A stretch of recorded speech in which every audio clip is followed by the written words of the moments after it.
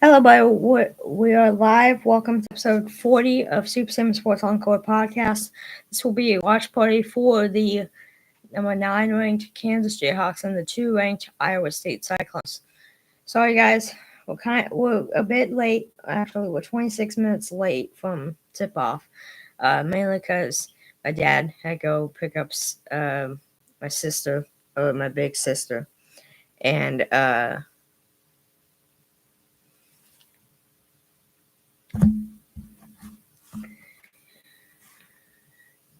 my mom was here because she's at gymnastics with my little younger sister Catherine. So I was I was babysitting my younger brother Taylor. So yeah, that's why we're late. But we're here now and we are ready for this game between Kansas and Iowa State. I'm excited. Kansas, this would be a big win for this would be a big W for Kansas if they were able to pull off the win here. I should say pull off the upset here over Iowa State because in my opinion I think Iowa State's just a tad bit better than Kansas is. So we also got at 7 p.m. we also got the 10 ranked Houston Cougars taking on the West Virginia Mountaineers. And yeah. Alright. Alright, it's switching over to the game right now. Here we go. 9 minutes and 45 seconds to go in the first half. It's 6. Oh, a dunk right there by Iowa State. 9 minutes and 40 seconds to go in the first half. It's 18-15. 2 ranked Iowa State over 9 ranked Kansas.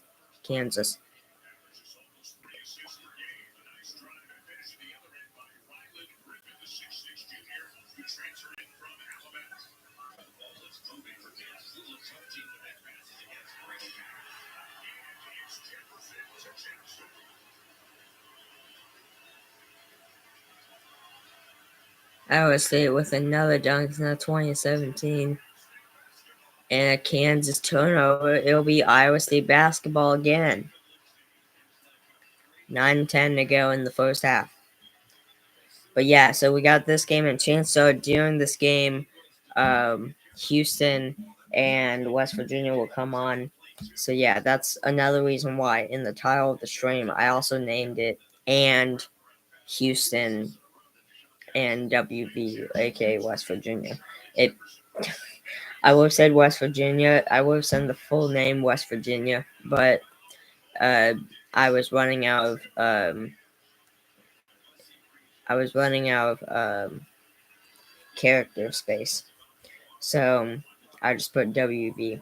But yeah, so and most likely, if I'm correct, this game will probably end just like a couple minutes or so before the Houston game does. But I'm not gonna change streams, just because chances are when this game is done, the Houston game will only have like a few minutes left, maybe even seconds left. So yeah, I'm not gonna. Yeah, but let me text the audience that I'm live. Actually, she's now.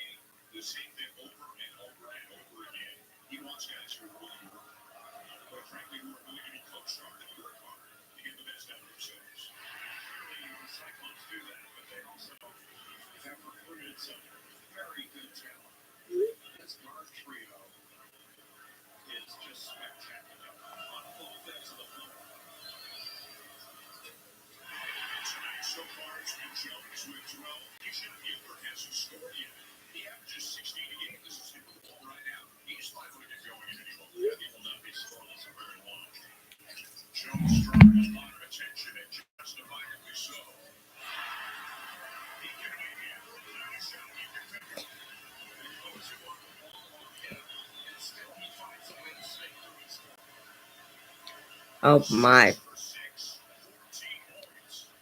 Iowa State's on an 8-2 run in the last minute and 40 seconds. And that rolls off the rim for Kansas. It's Iowa State basketball. Now Kansas with the steal. Iowa State gets the steal back, and now Kansas gets the steal back. There's a whole lot back and forth here. 7:40 to go here in the first half. It's 24-17. The two-ranked Iowa State over 9-ranked Kansas. Kansas for two. That was KJ Adams Jr. It's now 24-19. Dunk. Timeout.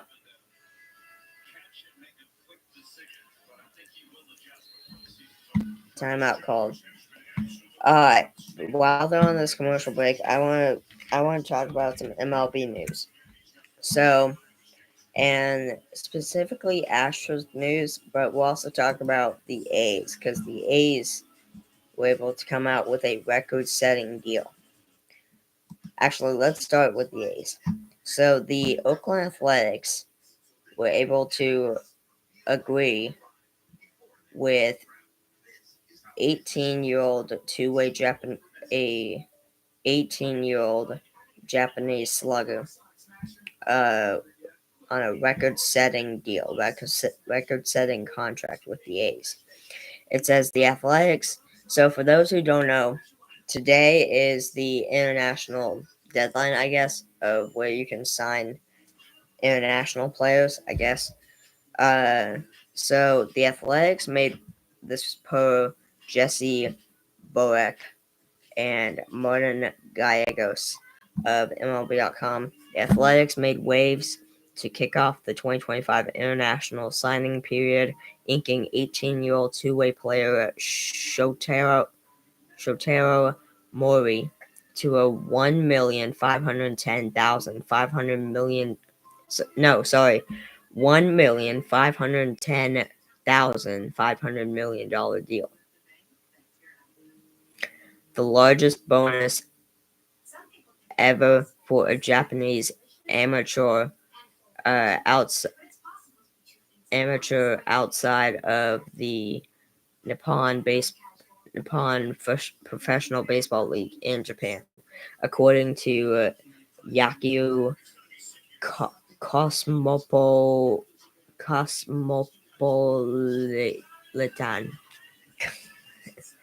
I don't know. A left-handed hitter with 45 high school home runs to his credit. Mori has also been clocked as high as 95 miles per hour on the hill. That impact potential on both sides of the diamond made Mori a potential top 10 pick in the NPB draft. It's a historic day for our organization, said A's Assistant General Manager Dan Feinstein. Feinstein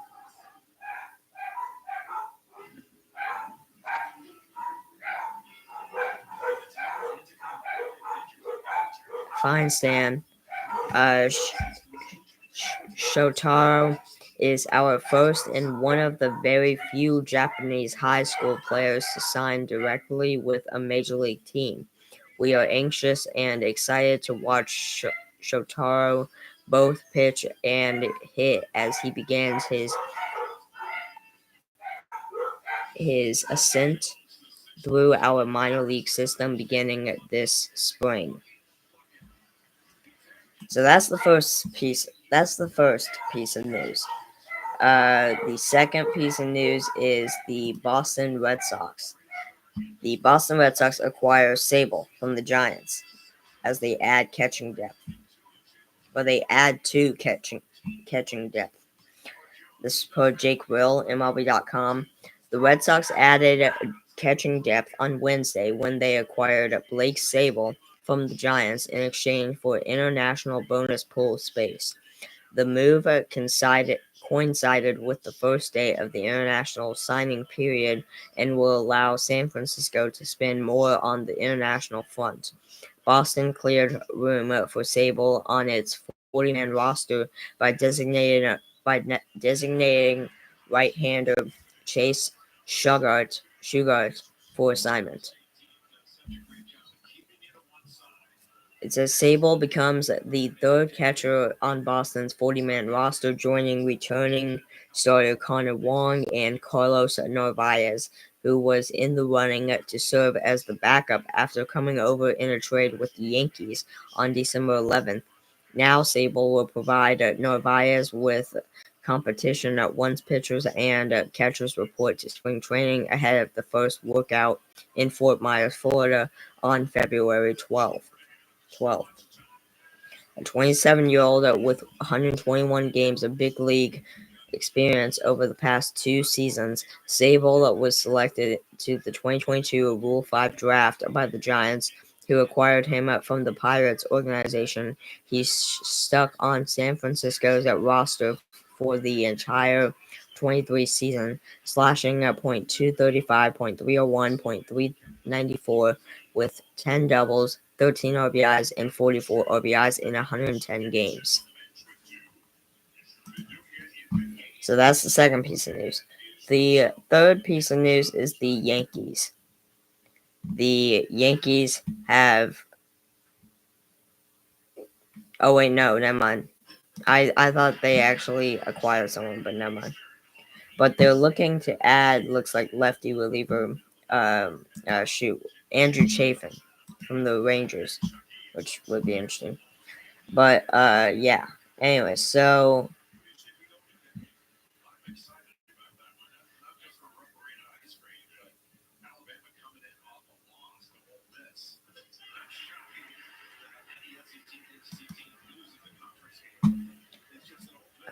Third piece of news is free agent Ha-Seong Kim.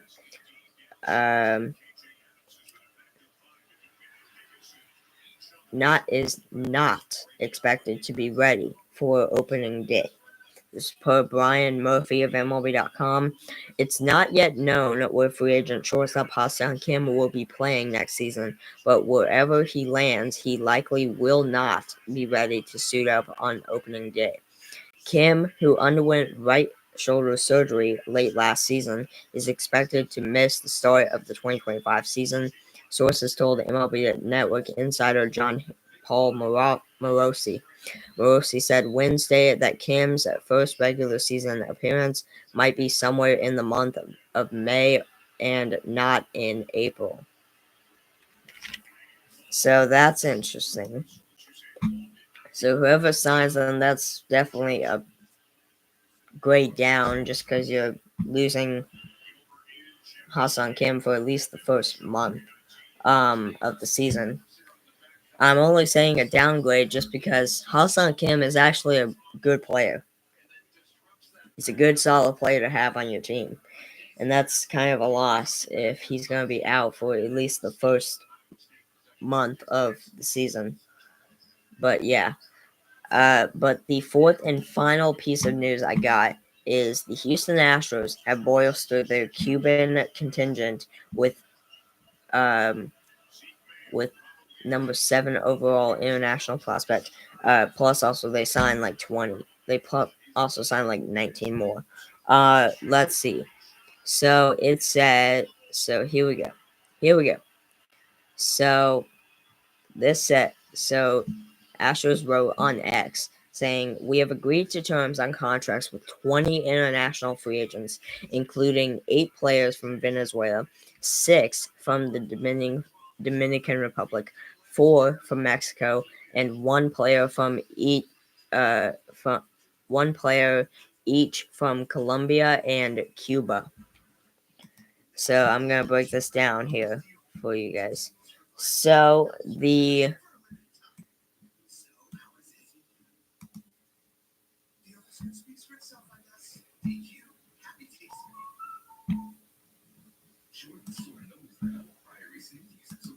Oh, here it is. Okay. So the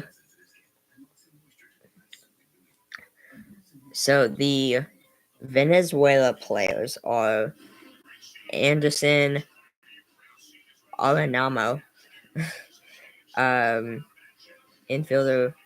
He's an infielder. Outfielder Anthony Milan, right-handed pitcher Deosin Silva, and catcher Emilio Gonzalez.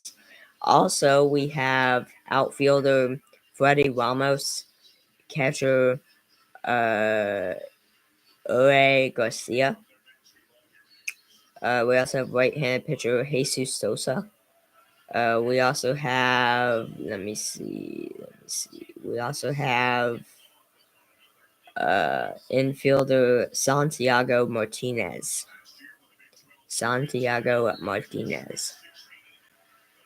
And I think that's it for the Venezuela players. Yes.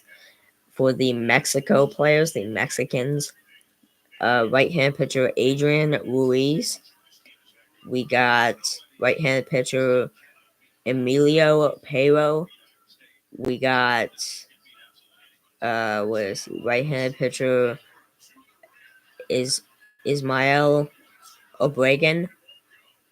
Hopefully, I'm saying all these names right. I doubt I am though. We got right-handed pitcher Juan Frade. A lot of pitchers in Mexico apparently. We got. That's it. For the Dominican Republic. Yes, Dominican Republic. Infielder. Just to clarify, all these Dominican Republic players are from Santo Domingo, Dominican Republic. We got infielder Eric Mota. We got infielder Jose De La Cruz. We got infielder Juan Rojas. We got right-handed pitcher Omar Damian. And also we got right-handed pitcher Ronald De Los Santos. We also got Pablo Martinez from Santiago, Dominican Republic. So that's interesting for sure. That's it. And for Colombia, we have for the Colombia player, we got catcher Esteban Castro. And for Cuba, we got outfielder Kevin Alvarez. And I believe that's all. Yes. Yes, that is all. But yeah, so that was that. Dad's in the house. Yo, Sam. Shout out to mom and dad in the chat. 2 people in the chat.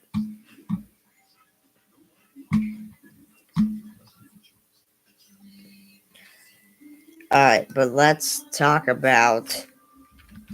talk about ESPN stuff.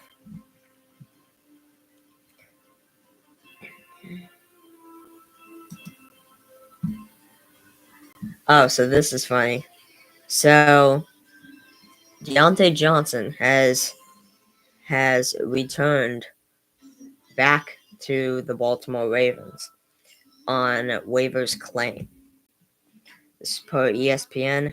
The Ravens' surprising waiver claim for journeyman Deontay Johnson could result in an additional draft pick for Baltimore.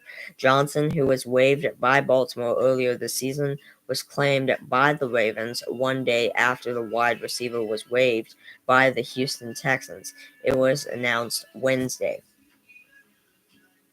Johnson won't officially move to the Ravens until February 10th, the day after the Super Bowl. He qualifies as an unrestricted free agent. By claiming him, the Ravens will have a chance at earning a compensatory selection for the 2026 draft, depending on the contract Johnson signs in free agency. The Ravens have been the best in the NFL in accumulating compensatory picks, earning a league high 56 of them since the system began in 1994. Baltimore has used comp picks to select the likes of fullback Kyle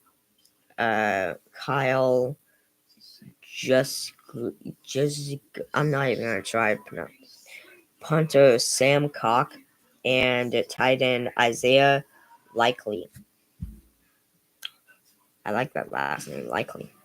Anyways, Johnson was waived by the Texans on Tuesday, and sources told ESPN's DJ BN Amy,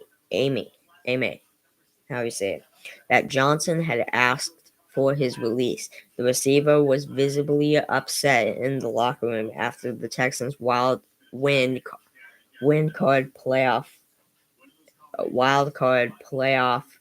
victory against the Chargers, sitting fully dressed at his locker and staring in frustration because of a lack of playing time and targets. Unfortunately, with Deontay, it did not work out.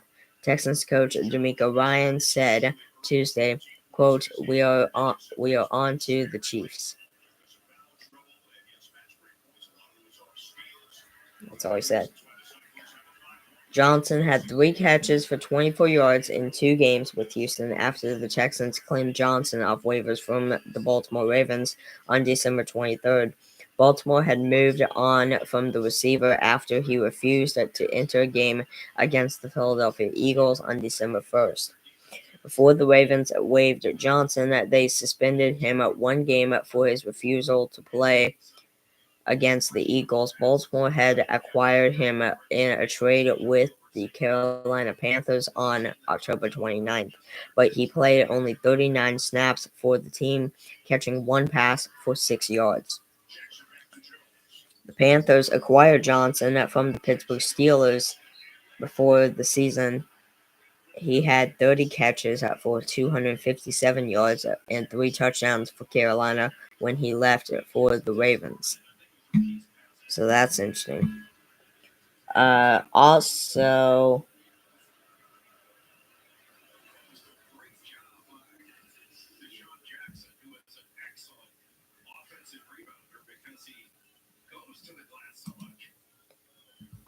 this is news.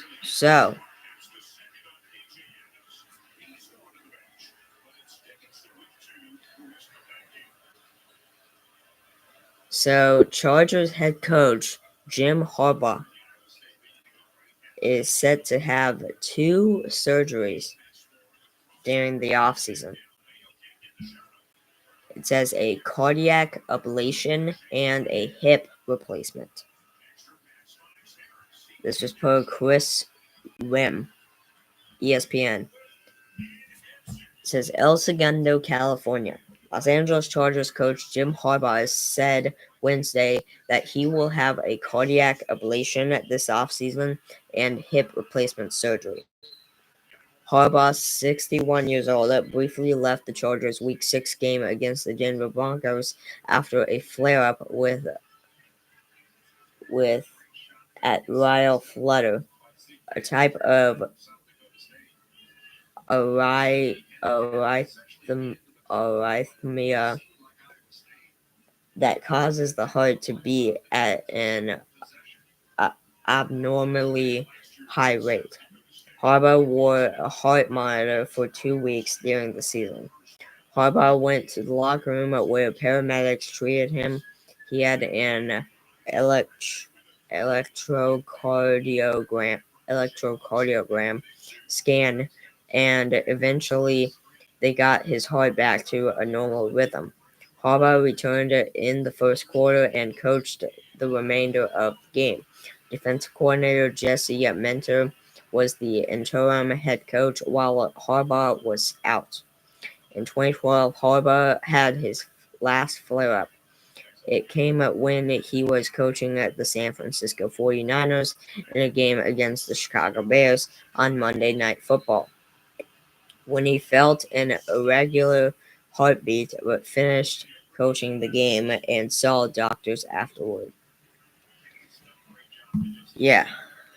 So yeah. And then as for the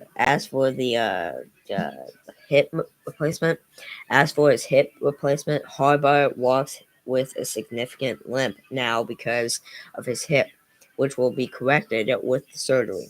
Harbaugh has said previously that he wouldn't consider retiring because of his health issues. He he said in October, quote, "It would take my heart stopping for me not to be out there on the sideline." That's what he said in October. So that's interesting. But a minute and 44 to go in the first half. It's 34-33, 2 ranked Iowa State over 9 ranked Kansas.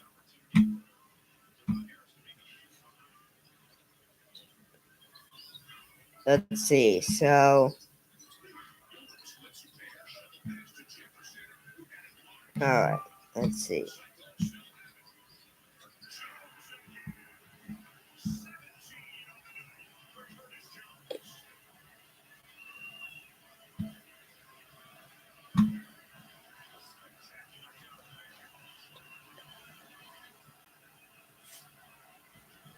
All right.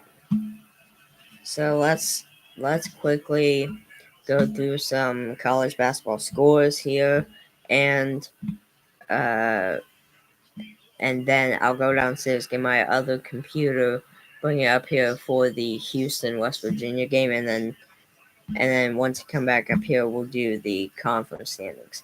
All right. So once again, with 40 seconds to go in the first half, it's 37-30. Iowa State, 2 ranked Iowa State over 9 ranked Kansas. At set with 11:52 to go in the first half, 12 ranked Michigan State leads Penn State 21-13. Coming up at 7 p.m. on the ESPN Plus, 10 ranked Houston Cougars take on the West Virginia Mountaineers. At 7 p.m. on the SEC Network, 23-ranked Georgia Bulldogs against the 6 ranked Tennessee Volunteers. At 8:30 p.m. on Big Ten Network, 17-ranked Purdue Boilermakers taking on the Washington Huskies. At 10 p.m. on CBS Sports Network, the 22-ranked Utah State Aggies take on the UNLV Rebels. Is 40-30, a 10-point game. 2 ranked Iowa State over 9 ranked Kansas at halftime, 40-30. For tomorrow at 6 p.m. on ESPN2, the 18-ranked Memphis Tigers take on the Temple Owls. 6 p.m. FS1, the 20-ranked Michigan Wolverines take on the Minnesota Golden Gophers. At 10 p.m. on CBS Sports Network, 16-ranked Gonzaga Bulldogs take on the Oregon State Beavers. For some reason, it's not letting me show Friday. I don't know why. But on Saturday at 11 a.m. on CBS Sports Network, 10-ranked Houston Cougars take on the UCF Knights. 12 p.m. on CBS, the Kansas State Wildcats take on the 9-ranked Kansas Jayhawks. 11 a.m. ESPN 4-ranked Alabama Crimson Tide against the 8-ranked Kentucky Wildcats. 11 a.m. on Fox, Creighton Blue Jays take on the 14-ranked UConn Huskies. 12 p.m. at SEC Network, 1-ranked Auburn Tigers take on the 23-ranked Georgia Bulldogs. 1 p.m. on Fox, the Xavier Musketeers take on the 7-ranked Marquette Golden Eagles. 2 p.m. at NBC and Peacock, 17-ranked Purdue Boilermakers take on the 13-ranked Oregon Ducks. At 2 p.m. on Big Ten Network, the 24-ranked Wisconsin Badgers take on the USC Trojans. At 2:30 p.m. on the SEC Network, the 6-ranked Tennessee Volunteers take on the Vanderbilt Commodores. At 3 p.m. on ESPN2, the Texas Longhorns take on the 5-ranked Florida Gators. At 4 p.m. on the ESPN Plus, the 2-ranked Iowa State Cyclones take on the West Virginia Mountaineers. At 5 p.m. on the ESPN2, the 21-ranked Ole Miss Rebels take on the 15-ranked Mississippi State Bulldogs. At 7 p.m. on ESPN, the 3-ranked Duke Blue Devils take on the Boston College Eagles. At 7:30 p.m. on the SEC Network, the LSU Tigers against the 11-ranked Texas A&M Aggies. At 8 o'clock p.m. on ESPN Plus, Santa Clara I believe the Santa Clara Broncos, I think, take on the 16 Gonzaga Bulldogs. Yes, Broncos. I was correct. Broncos. Good. Good Lord. All right. All right. All right. Let's do conference standings. But first, let me go downstairs and my other computer. I'll be right back.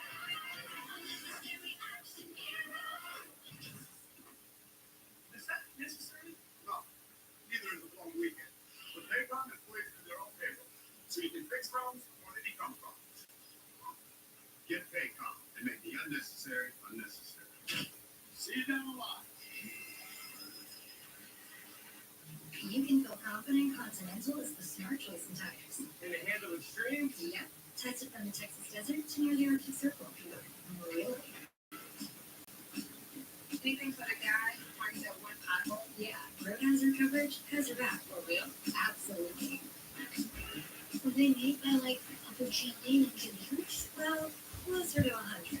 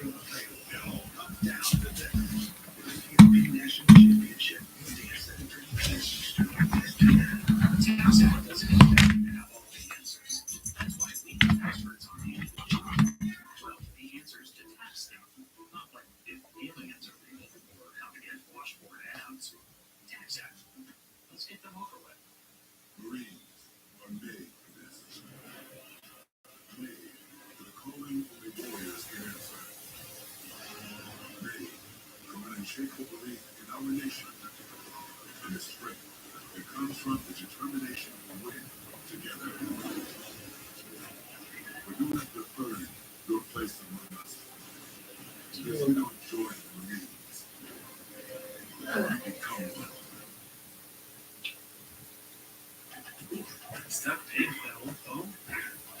Don't be. You know, at Verizon, we'll pay off your phone. And you'll get an iPhone 16 on us. That's a value of up to $1,600. Back on the halftime report, about 6 minutes from now, we're on SEC Network, Georgia and Tennessee. Remember, a night ago, where Alabama lost on 5-4, lost number 6 Tennessee. All of the context here. Here we go, Black White, not Georgia. This is a 6-win team. They're certainly not looking about that. Team that was pulling in on this matchup. You want to own it up heart and soul. Yeah, and to me, it starts with guard. It often doesn't talk basketball. We talk about guard plays and how important it is. Guys, he's a difference maker because he's an extension of both guards and both ends of the court. We talk about 3-time SEC Defensive Player of the Year. Comes up perfect to dial hand. Gains of possession for his team. Defense always so important. What football and one. All right, I'm back. All right, let's get on to it. So, leading the ASUN, we got Queens, America East, Bryant, Atlantic American Athletic Conference, Memphis, Atlantic 10, VCU, Atlantic Coast Conference, Duke, Big 12, Arizona, Big East, Marquette, Big Sky, Northern Colorado, Big South, High Point, Big 10, Michigan State, Big West, UC Irvine, Coastal Athletic Association, William and Mary, Conference USA, New Mexico State, Horizon League, Cleveland State, Ivy League, Princeton, Metro Atlantic Athletic Conference, Marist, Mid-American Conference, Miami, Ohio, Mid-Eastern Athletic Conference, Howard, Missouri Valley Conference, Bradley, Mountain West Conference, Utah State, Northeast Conference, Long Island, Ohio Valley Conference, Morehead State, Patriot League, Colgate, Southeastern Conference, Auburn, Southern Conference, Samford, Southland Conference, McNeese, Southwestern Athletic Conference, Southern, Summit League, St. Thomas, Minnesota, Sunbelt, Old Dominion, West Coast Conference, St. Mary's, and Western Athletic Conference, Utah Valley. And just to let David know, yes, it's still in 1, 2, 3, 4, 5, 6, 7. Still in 7th. Yeah, let's close that tab. And yeah, hold on, guys. ESPN's having connection troubles, I guess. Oh my gosh.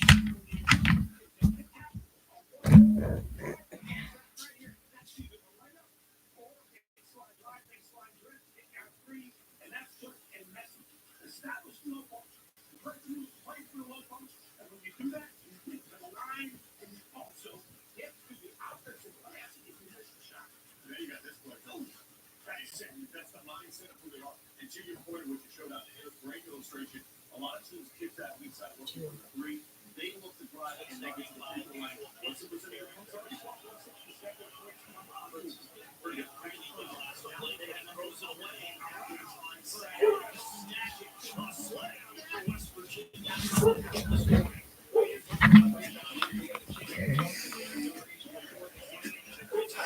All right. Well, West Virginia stole the ball from Houston. West Virginia got dunked, so they take the lead 2-0, I think. They're showing a weird camera angle for some reason. And that's LJ Cryer for 3. Houston takes the lead 3-2.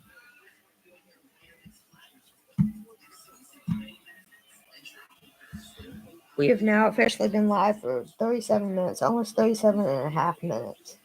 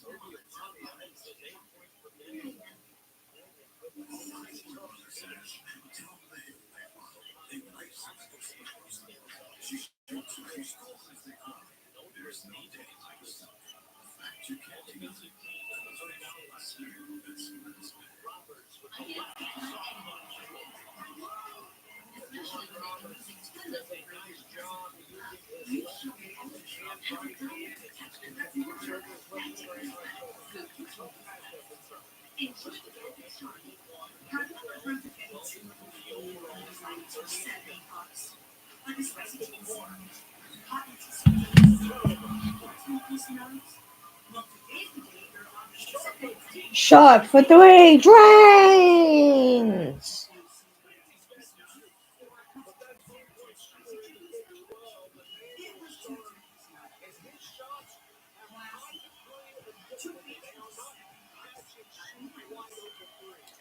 I can't tell what score it is because again they're showing some funky angle, a weird angle.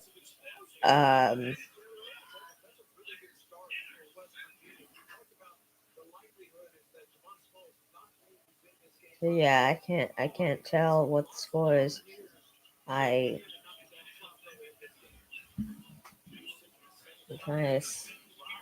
trying to look at the scoreboard back there. It says like 10-6 or something. Houston.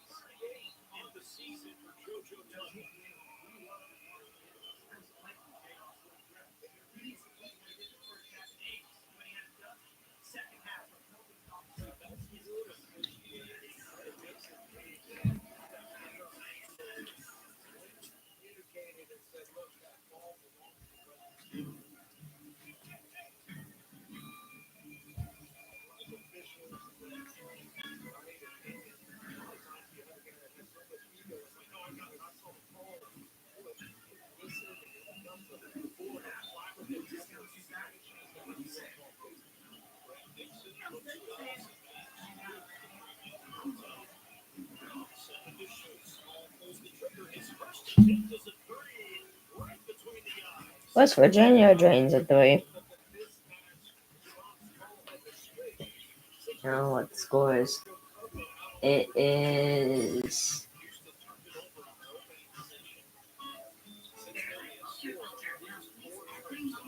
I can't tell. They're going to take a timeout on commercial break.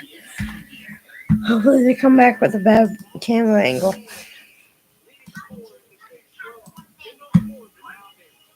That actually shows the scoreboard.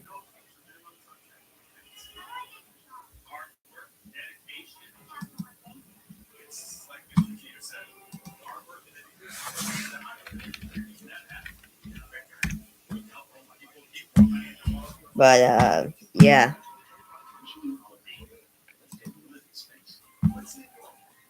Another thing that I wanted to talk about was coming up also is NFL, the divisional round. So, Saturday is going to be a busy day for me just because Saturday, starting at 11 a.m., I got Houston and UCF. At 12 p.m., I got Kansas and um,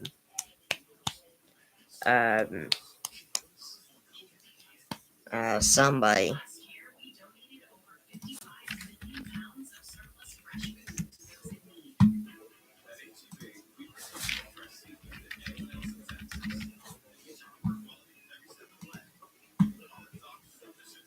Kansas and Kansas State. That's who it is.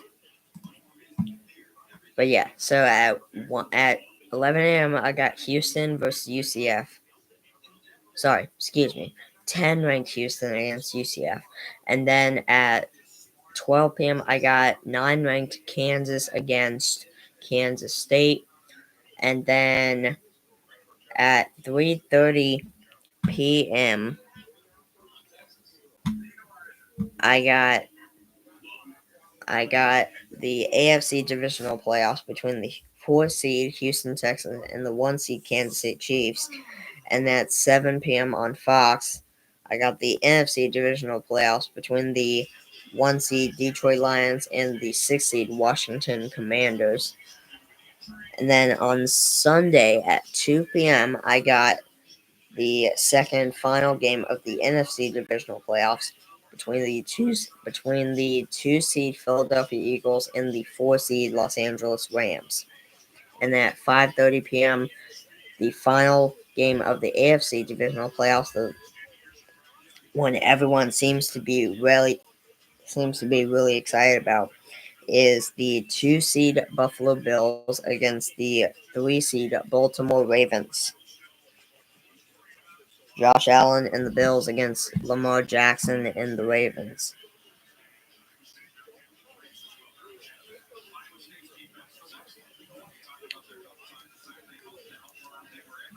But yeah.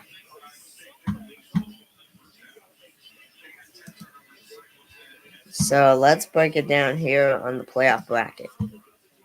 So, in the AFC, the winner between the 4 seed Houston Texans and the 1 seed Kansas City Chiefs on Saturday will move on to play on January 26th at 5:30 p.m. Central Time on CBS and Paramount Plus in the AFC Conference Championship game against the winner of the 3 seed Baltimore Ravens and 2 seed Buffalo Bills. Either one of those teams we would probably not want to face. So it really doesn't really help in our favor anyhow.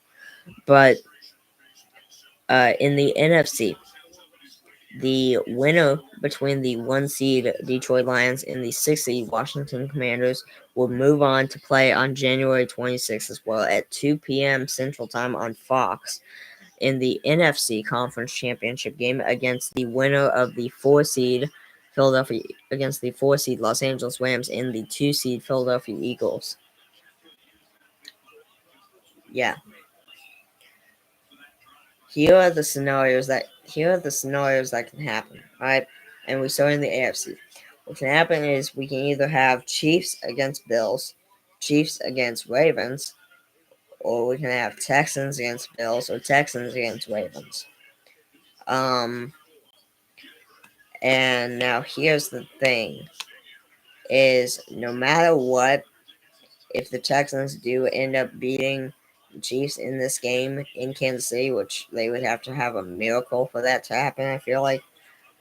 But if they were willing to have that happen, then they would be the away team going forward, no matter what. Because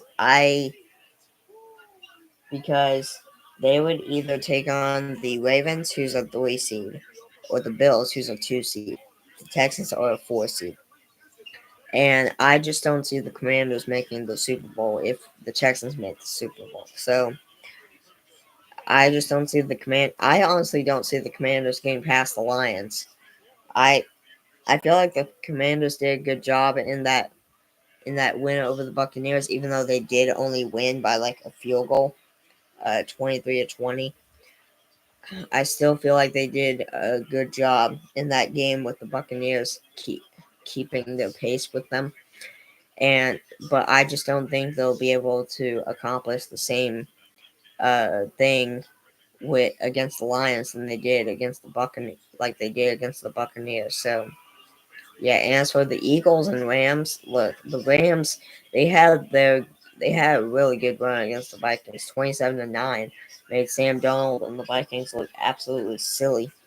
But this Eagles team just looks too good to the point where I don't think the Eagles will drop this game, especially their first game. Literally, oh wait, no, not their first game, but their second game of the playoffs. I don't think they'll drop it. In my opinion, I think the NFC Conference Championship game will be between the Philadelphia Eagles and the Detroit Lions, and then the Detroit Lions will probably move on to the Super Bowl. Um, for the NFC, for the AFC, I would love the Texans to do it, but in the end, I think it will be the Chiefs moving on, and also the Bills beating the Ravens. Uh, actually, no. Also, the Ravens beating the Bills.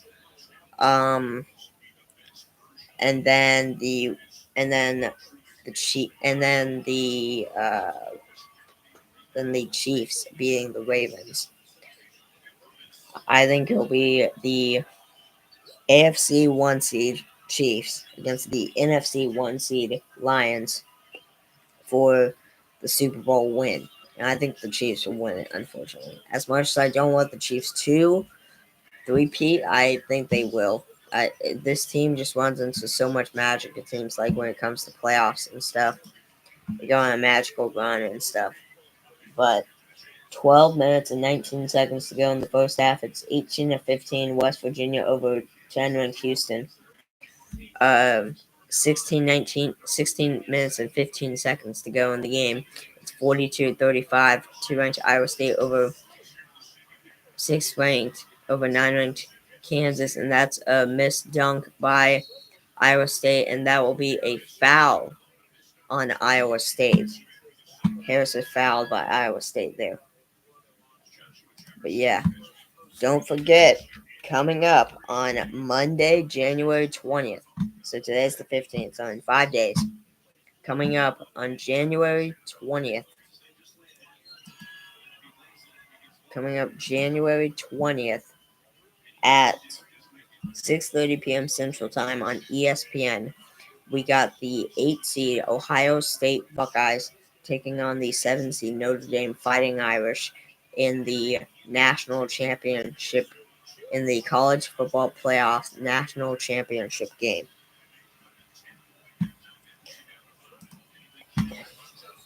And Ohio State's a favorite just by a smidgen, just by a little bit. Notre Dame's really good too. So I expect this to be a pretty high scoring game, actually. Matchup predictor says Ohio State 55.3%, Notre Dame 44.7%.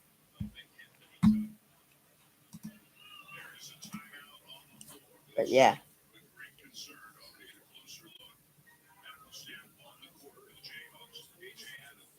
Uh-oh. Oh, man. Well, KJ Adams Jr. is down for Kansas, and Doesn't look good. Doesn't look good.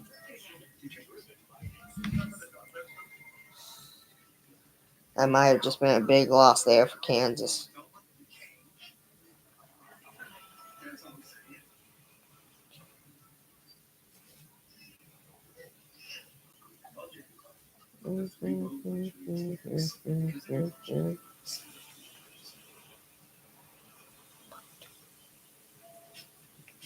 Uh,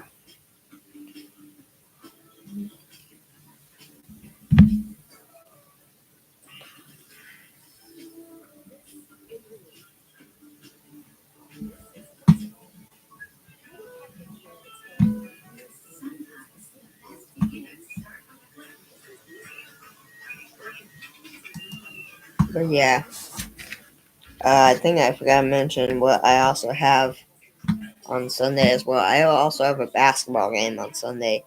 I have the Baylor Bears taking on the 25 ranked Baylor Bears taking on the TCU Horned Frogs at 4 p.m. Central Time. Um, might be on ESPN or ESPN Plus on Sunday. My birthday. It's my birthday on Sunday. I'll be 15. Still can't believe.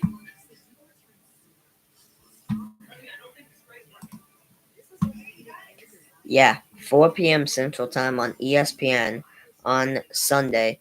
This Sunday, the 25 ranked Baylor Bears take on the TCU Horned Frogs. Horned Frogs. The match predictor says Baylor 84.7%, TCU only 15.3%. This game is being played in Waco, Texas, at the Foster Pavilion, the Baylor home of the Baylor Bears.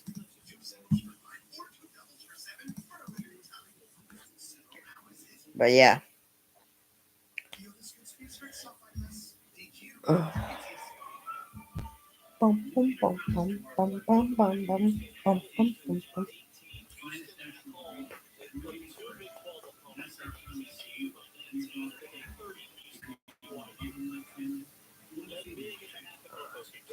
11 minutes and 35 seconds to go in the first half. We are tied 18-18 between the West Virginia Mountaineers and the 10-ranked Houston Cougars.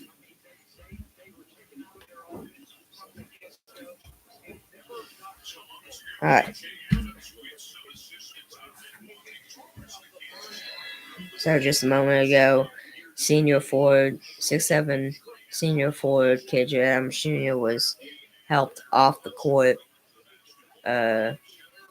by some Kansas medical people or trainers or people. Yeah. Hopefully he's alright. It didn't, by his reaction, it didn't look anything good.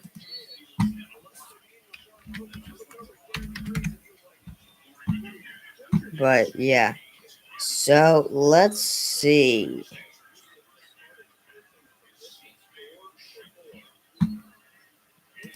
It's 10 minutes. No, sorry. It's 15 minutes and 35 seconds to go in the game. It's 42-37. 2-ranked Iowa State over 9-ranked Kansas. And that'll be a steal by Iowa State. Kansas for 2 off the mark, but a foul on Kansas.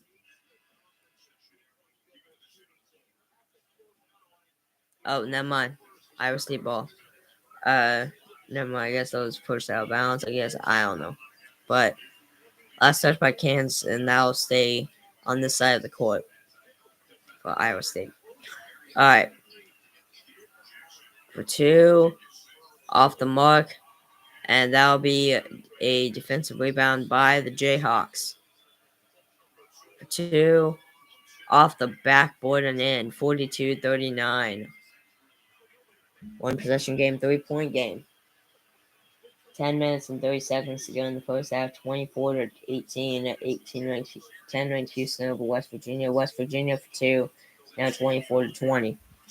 4-point game. Still 2 possession game though. Iowa State And that'll be a turnover for Iowa State. It's now Kansas basketball. Kansas basketball, I guess. I don't know. I don't know. Jaden Lipsey is still on that end of the court, so I have no idea. Still on that end of the court. I have no idea. Okay, never mind. He was guarding the. Okay, now I get.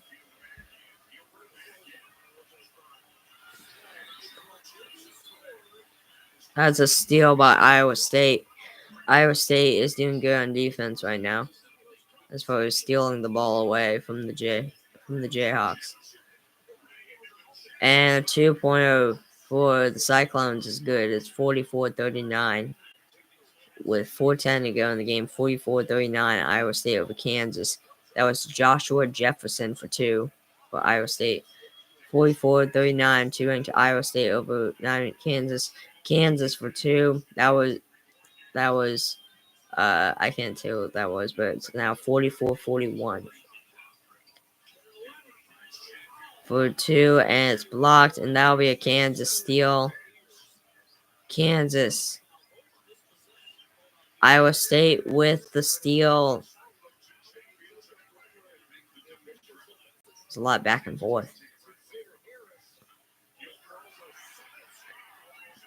2-pointer right there. 46-41 Iowa State. Two ranked Iowa State over 9 ranked Kansas. That was Jaden Lipsey. Jaden Lipsey. Hope I'm saying that right. Or Jalen Lipsey, something like that. Hopefully. Actually, you want let me look it up. So that way I'm not just constantly trying to guess here. Let me just look it up here.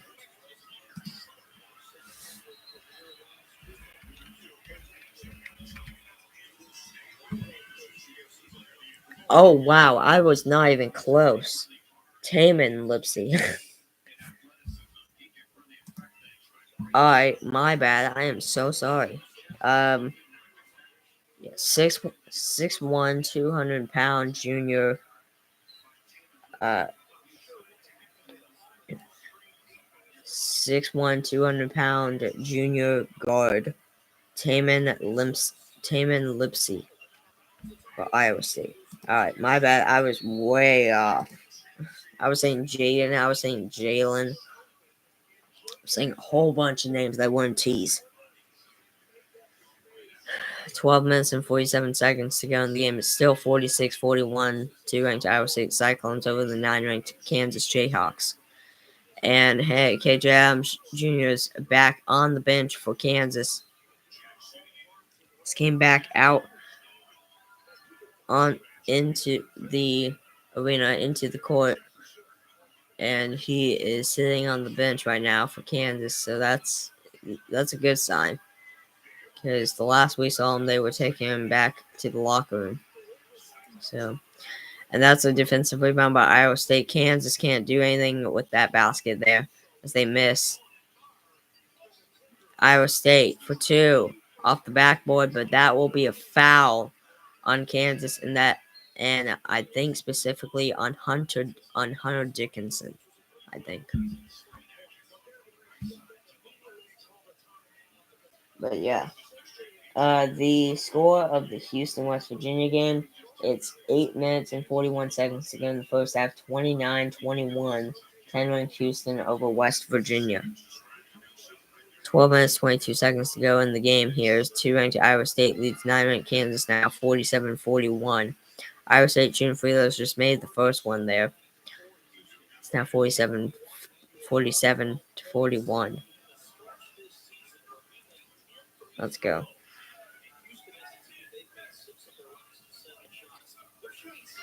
That was Sean Gilbert. He just went 2 for 2 at the line there. It's now 48-41. Sean Gilbert goes 2 for 2 at the line there. 12 minutes and 10 seconds left.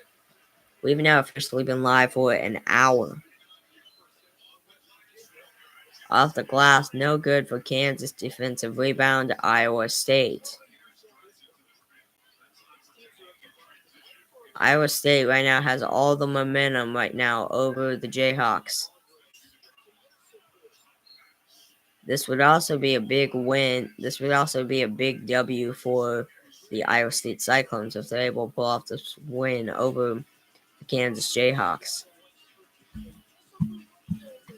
All right, they're taking a timeout and commercial break. 8 minutes to go here in the first. 8 minutes and 5 seconds to go in the first half. 29-21. 10 Houston over West Virginia.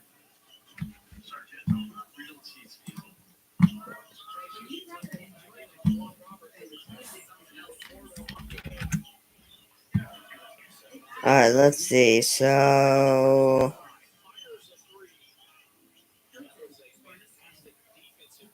I guess we can talk about this. Yankees looking to add lefty reliever. The lefty reliever is indeed Andrew Chafin. Per MLB.com, says Yankees reportedly focusing on adding lefty reliever. What will be the Yankees' next move in what has been a busy offseason? According to Brendan Cuddy of The Athletic, Cuddy, subscription required. The team's biggest priority as of now seems to be adding a left-handed reliever. Cuddy reports that New York has discussed a pitcher such as Tim Hill, Brooks Raley, and Andrew Chafin. Hill was fantastic as a mid-season addition for the Yankees last year. Signed as a free agent on June 20th, he posted a 2.05 ERA and a 70.8% ground ball rate over 44 innings. He is heading into his age 35 season, while Raley will be 37 this summer. He likely wouldn't be able to contribute until later in the season after undergoing Tommy John surgery in May. He posted a 2.74 ERA over 108 and one-third innings pitched from 2022 to 23 with the Rays and Mets. Chafin is an 11-year veteran who had made at least 60 appearances in each of the past 7 non-shortened seasons. He owns a 3.42 career ERA over 508 and one-third frames. The top reliever left on the open market, Tanner Scott, is also left-handed, but with the Yankees' estimated luxury tax payroll at about $303 million per Fangraphs roster resource, which is slightly above the highest luxury tax threshold for the 2025 season. They seem to be looking at more cost effective arms such as the aforementioned trio. Scott has been most recently linked to the Crosstown Mets.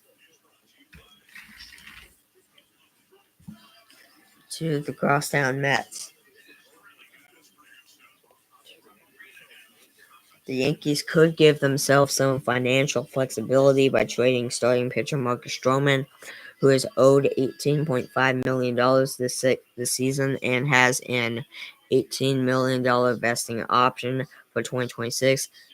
The Yankees have been reportedly shopping Stroman. Even if they do find a match, they could use those savings to address their opening at second base rather than bring in a top flight reliever.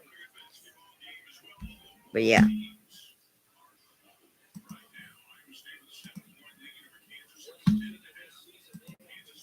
That's it. All right.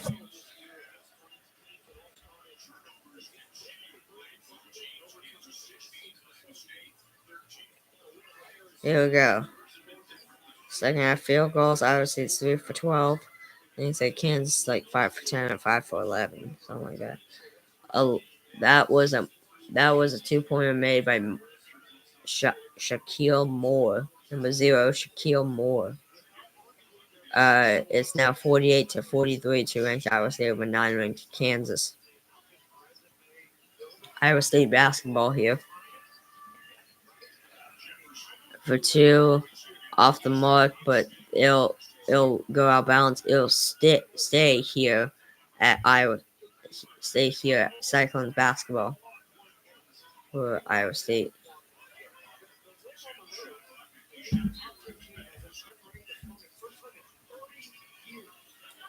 7 minutes and 25 seconds to go in the first half. 29-21. It's 10 ranked Houston over West Virginia.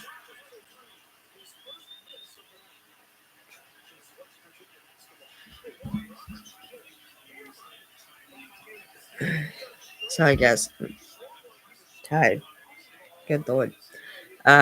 Anyways, 2 ranked Iowa State leads 9 ranked Kansas 51-43. 10 minutes and 40 seconds to go in the game. Now 51-45. Iowa State. That was Hunter Dickinson. Now 6 points on the day.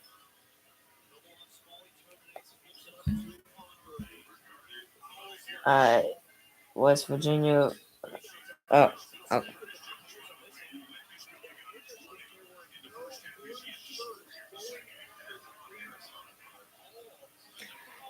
10 minutes and 10 seconds.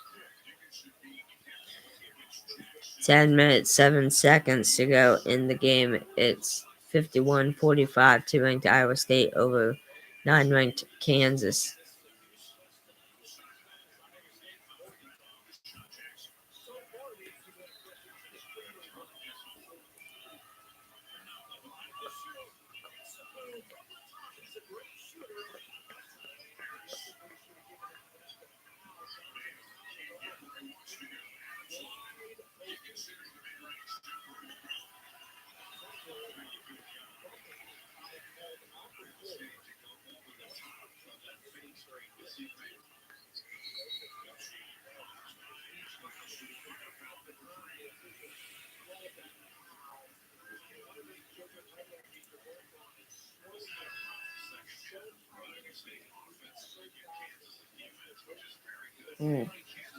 Anyways, 6:23 to go in the first half. It's 29-21. 10-ranked Houston over West Virginia. 9:46 to go in the game. It's 51-45. 2 ranked Iowa State over 9 ranked Kansas.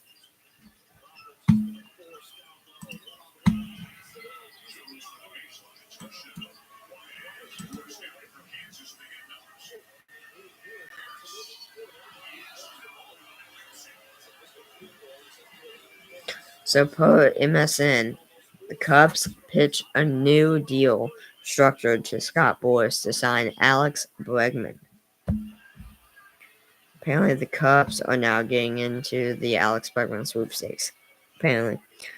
It says, according to multiple sources, the Boston Red Sox and the Detroit Tigers are looking at the race are leading the race for the coveted signature of veteran Gold Glove third baseman Alex Bregman. Oh, good lord.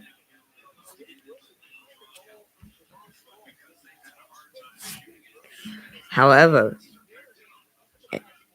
analysts and journalists from 670 The Score, Bruce Levine, recently reported that the Chicago Cubs have entered the fray for the two-time World Series champion from the MLB and former Houston Astros star.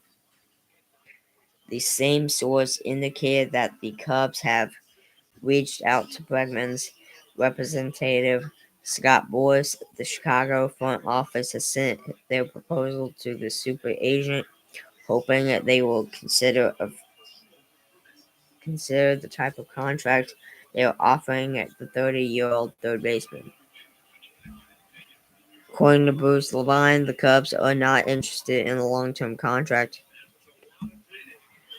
A potential deal between Alex Bregman and the Cubs could be a 3-year contract with an opt-out option with opt-out options after each of the first 2 seasons.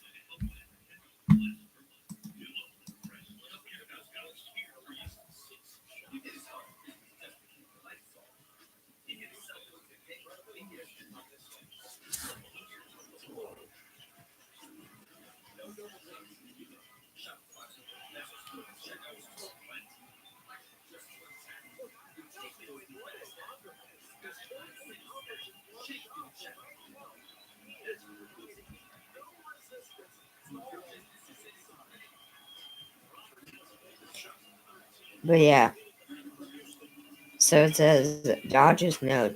Oh wait, no, sorry.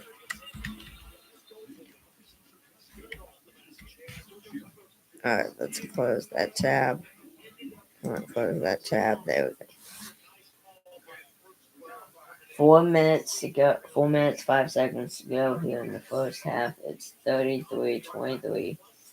10-point game. 10-ranked Houston Cougars over West Virginia Mountaineers. We've now officially been going for an hour and 11 minutes.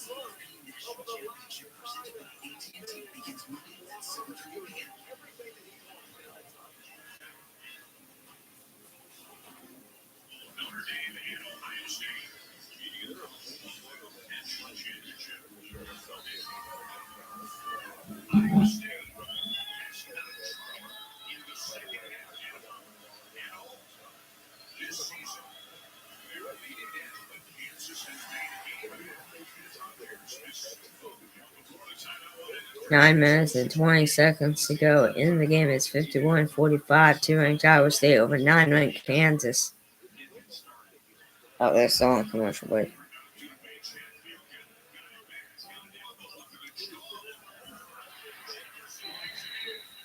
Jefferson lays it in for Iowa State. It's now 53-45. 9 minutes to go in the game over Kansas Jayhawks.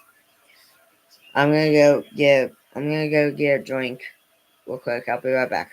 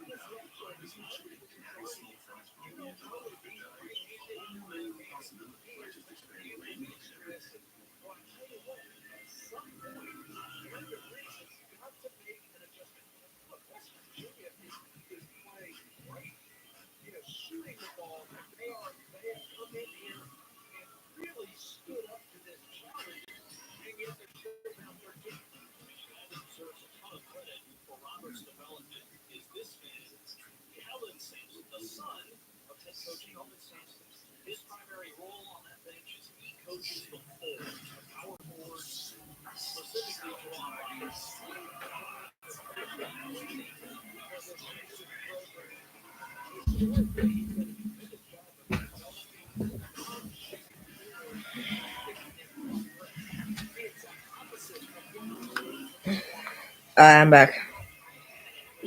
I got energy now. Oh my gosh. Alright. 3 minutes and 15 seconds to go in the first half. 36-25. 10 Houston over West Virginia.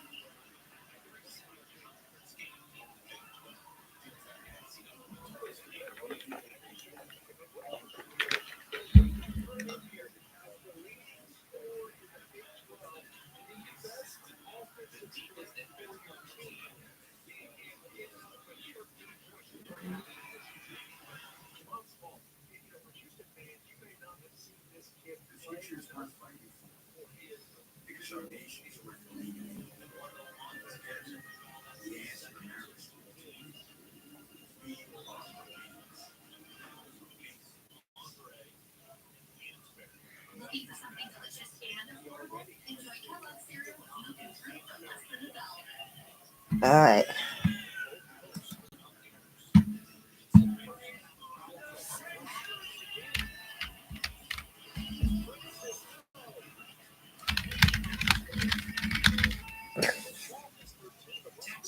Anyways. Okay. Alright, let's see. Are there any college basketball stuff that we need to talk about? Or that needs to be talked about, anyways?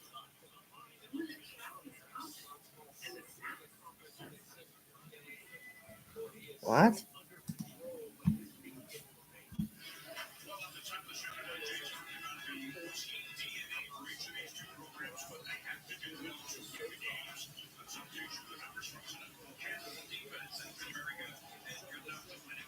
Oh, wow.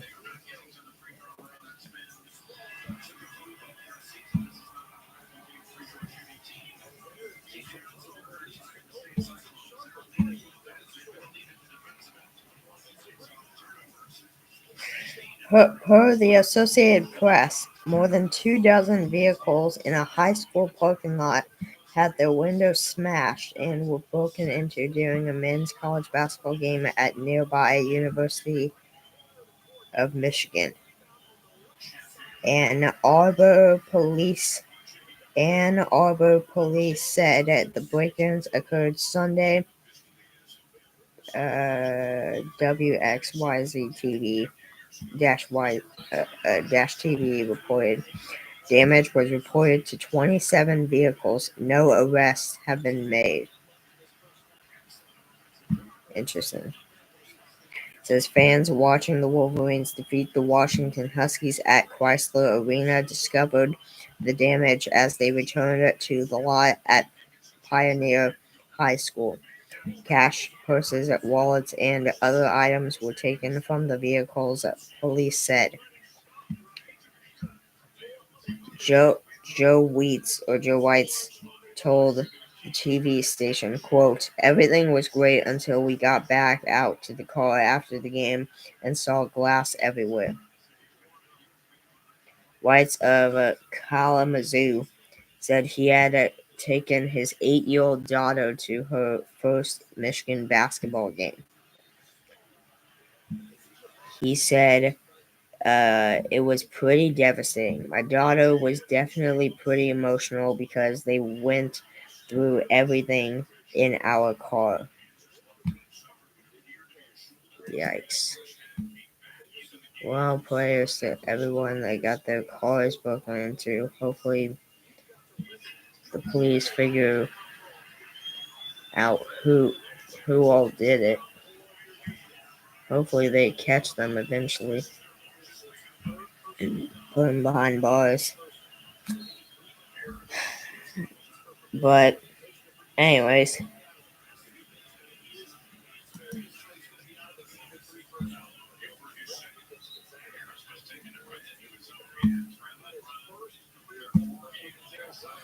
Iowa State's Milan Momcilovic.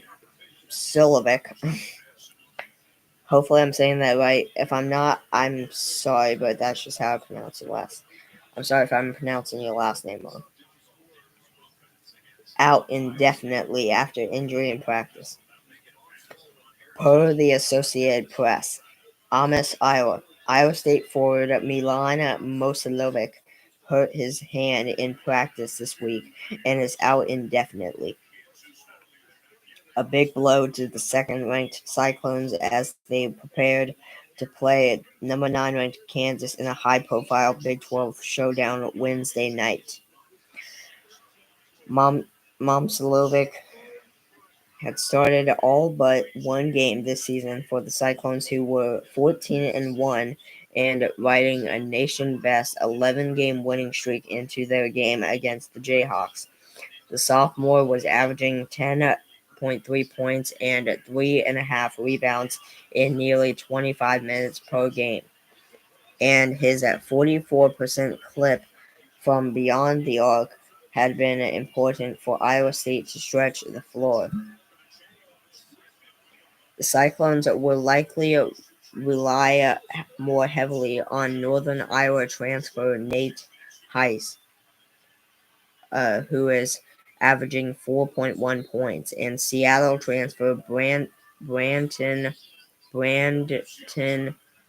Chatfield, who has had some of his best games since the start of conference play. The Cyclones climbed at one spot to number 2 in the AP Top 25 this week. It is the highest ranking in program history. That's interesting. Let's close out that tab. And yeah, 5 minutes and 48 seconds to go in the game. Now 5 minutes 46 seconds to go in the game. It's 57-50. 2 ranked Iowa State Cyclones over 9 ranked Kansas Jayhawks. If Iowa State wins this, this will be their 12th. This will be their 12th win in a row. That is insane. 12th win in a row. That's just insane. That's just incredible. They are 4-0 in conference play. So if Iowa State wins this, they'll be 15-1 overall, 5-0 in conference play. Well, they just switched back to replay.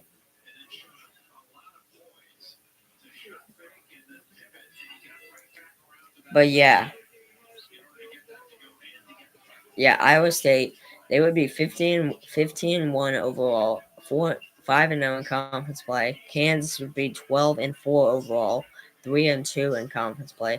If Kansas comes back and wins this, Kansas will be 13-3 overall, 4-1 conference play. Iowa State will be 14-2 overall and 4-1 conference play. It's 5:20 to go in the game. It's 57-52. 3-point for Kansas off the mark. That'll be an Iowa State defensive rebound. It's 5 minutes and 10 seconds to go in the game. 57-52. 2-ranked Iowa State over 9-ranked Kansas. Let's take a look here.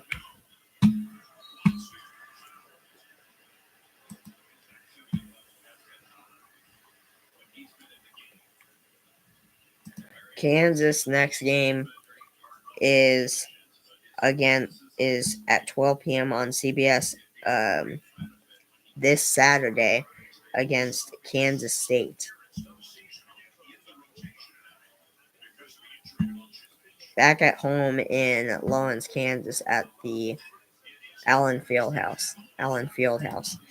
For Iowa State, their next opponent is at 4 p.m. this Saturday as well against West Virginia in Morgantown, West Virginia at WVU Coliseum.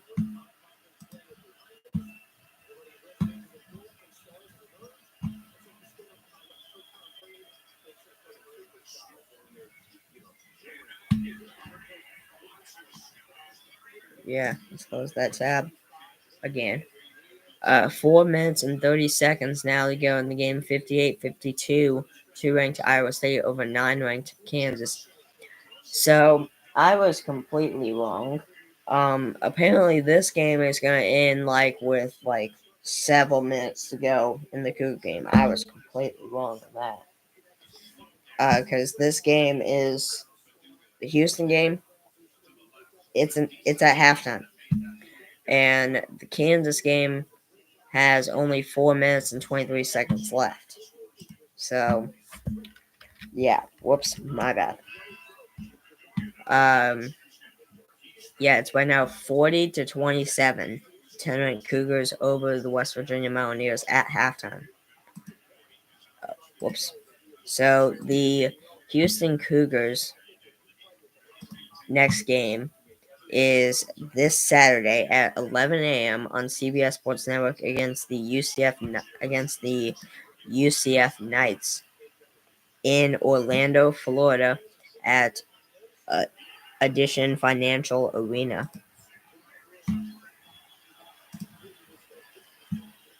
For the West Virginia Mountaineers, their next game is this Saturday as well at 4 p.m. against the 2-ranked Iowa State Cyclones at home in Morgantown, West Virginia at the WVU Coliseum.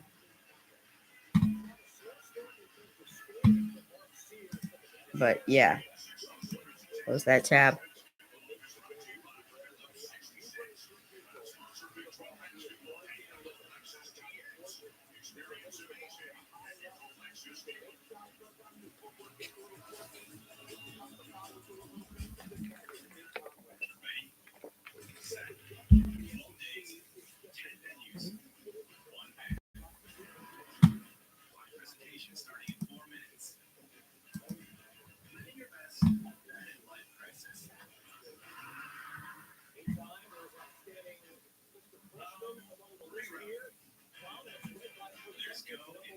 Alright.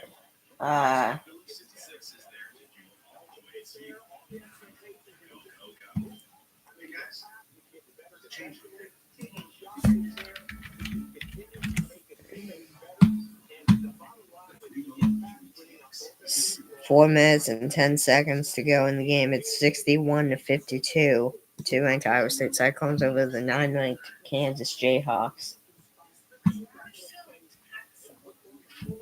So in the first half, Iowa State scored 40, Kansas scored 30.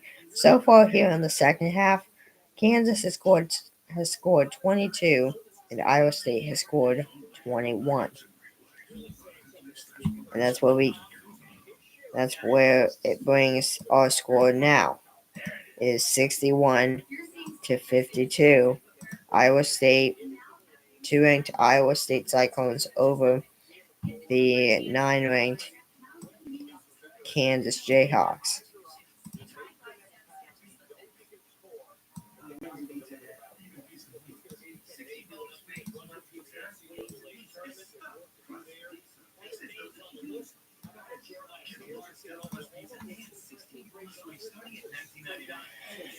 But yeah, so Iowa State is in second right now in the Big 12 standings. Kansas is in fifth. If Kansas loses, they're going to drop. Maybe. Probably. If Kansas loses, they're probably going to drop. If Iowa State wins, then they'll just be tied with Arizona for first place. But if Iowa State loses, then they'll drop. Kansas will most likely go up. And they'll be like right behind both Arizona and Houston. But that's if Kansas is able to pull off the comeback here and actually win this game.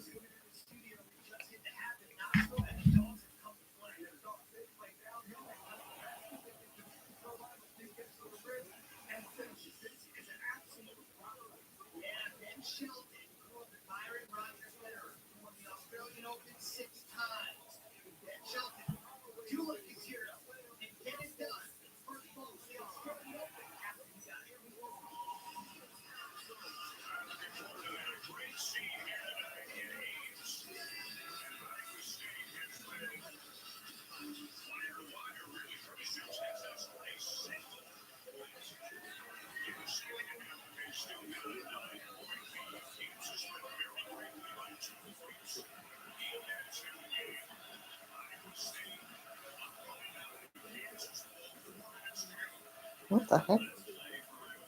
Yeah, okay.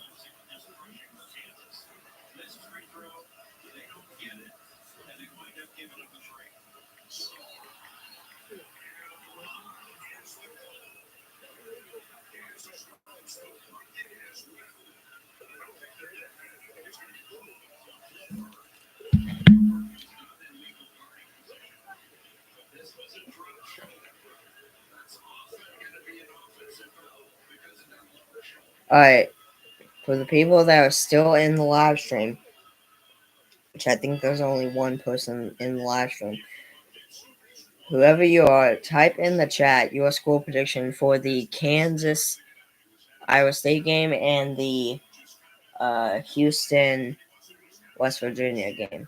I'm gonna go ahead and type mine in the chat, and I'm gonna say we're gonna start with this game. I'm gonna say Iowa State.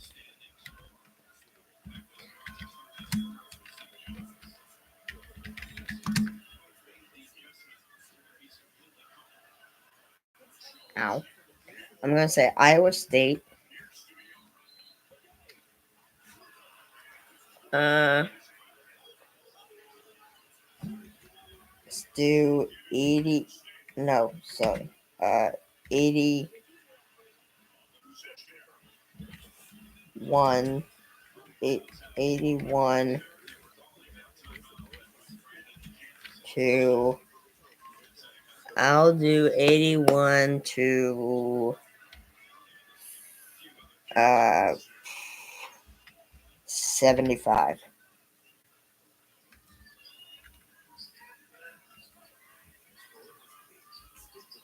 And I'm also going to say Houston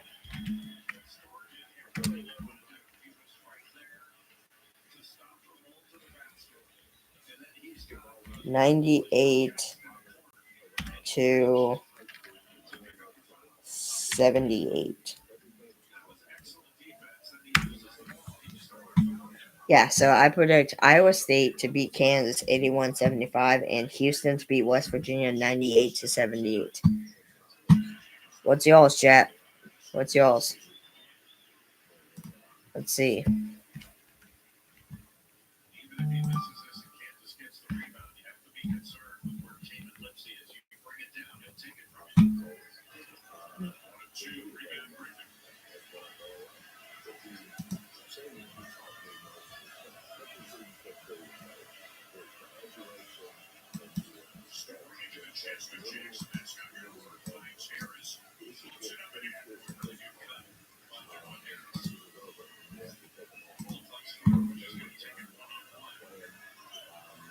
Three minutes to go here in the game. It's 62-55 to ranked Iowa State over 9-ranked Kansas. Iowa State basketball and Iowa State for two off the mark. Offensive rebound and a foul on Kansas.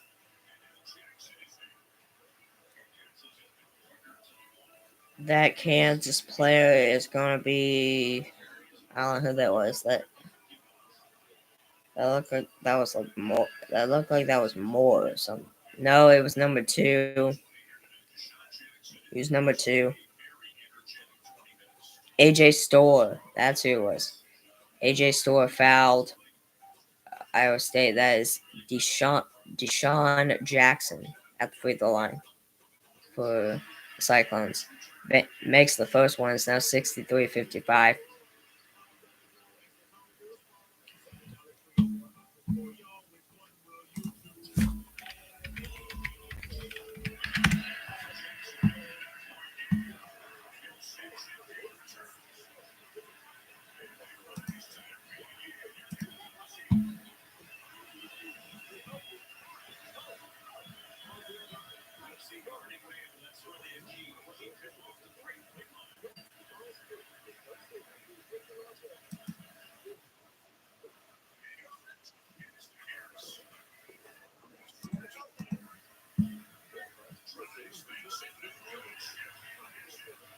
2 minutes and 30 seconds to go in this game. 64-55 to ranked Iowa State over 9-ranked Kansas.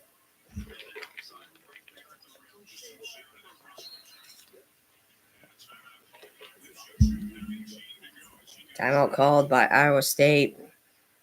2:19 left in the game. Iowa State leads Kansas 64-55.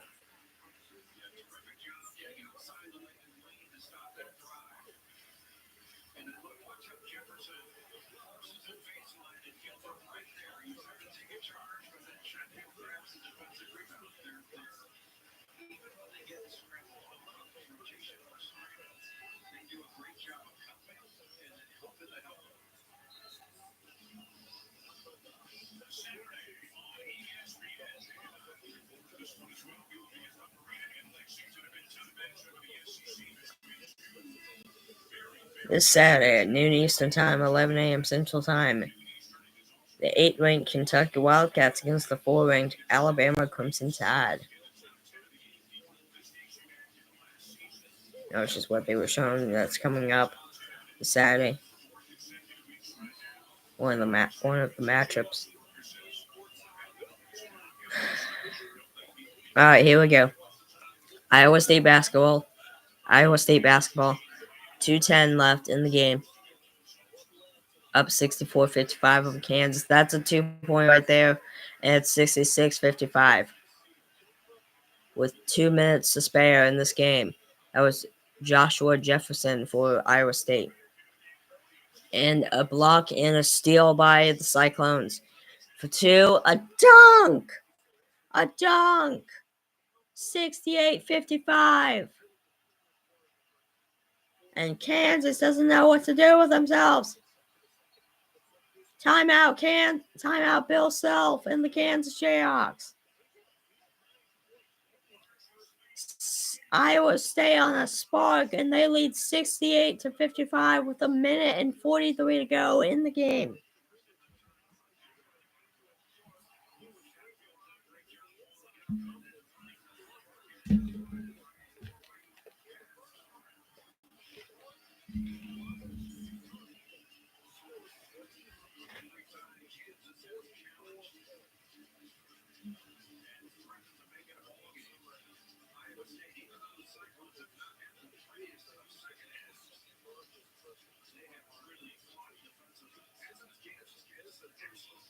Yeah, for those who are just joining in, type in the chat your score prediction for this Kansas Iowa State game and for the Houston West Virginia game. For both games. Alright, here we go. 1:44 to go in this game. It's 68-55. 2-ranked Iowa State over 9-ranked Kansas. 10-ranked Houston leads 40-27 over West Virginia at the start of the second half.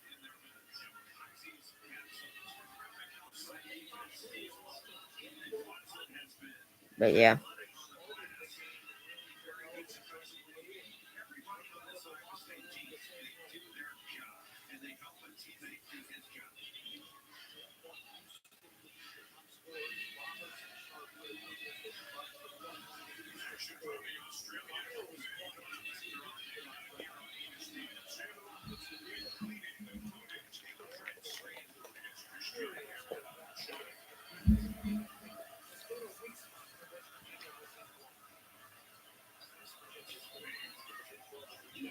Mayo for 2 off the mark. Iowa State defensive rebound.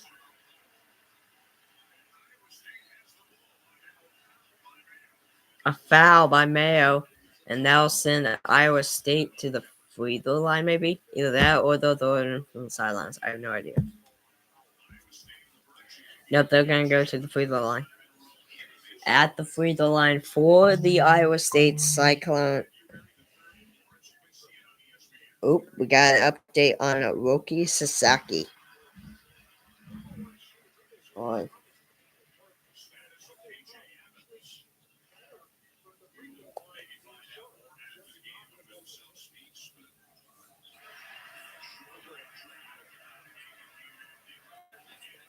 Three finalists to sign Sasaki, but it's looking like a 2-team race for the star pitcher. Let's take a look at it.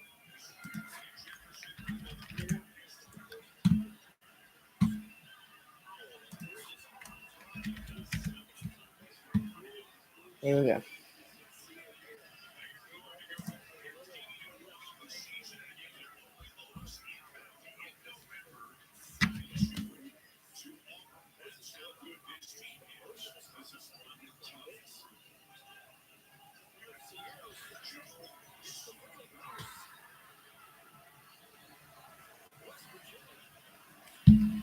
All right, here we go.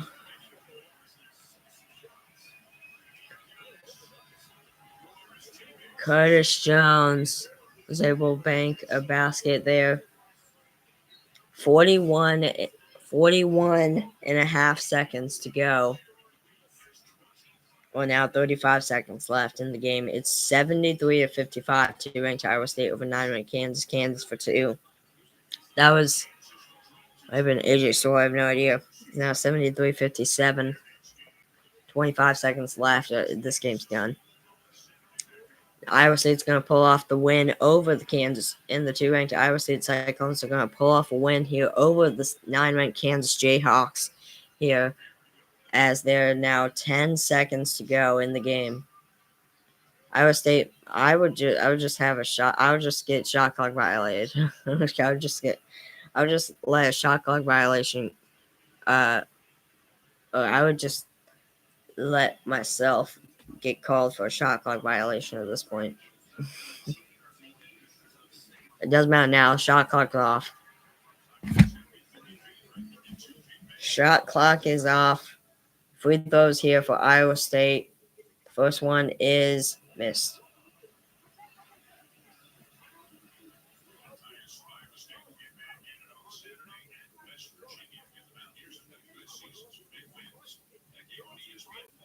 Makes it, and that'll be the final score, 74-57.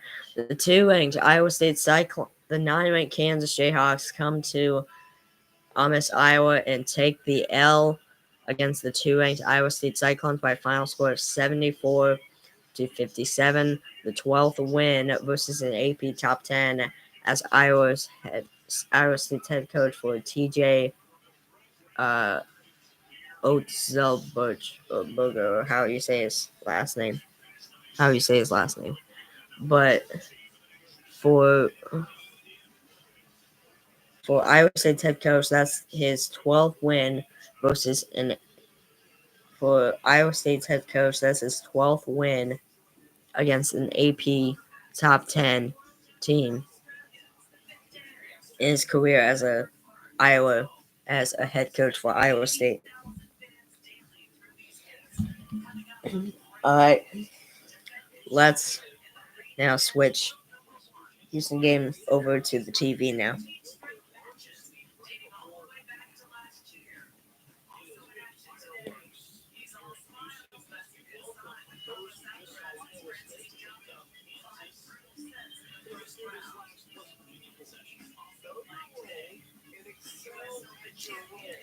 Three finalists to sign Sasaki, but it's looking like a 2-team race for the star pitcher. Oh, it's on ESPN Plus. I forgot. All right. Well,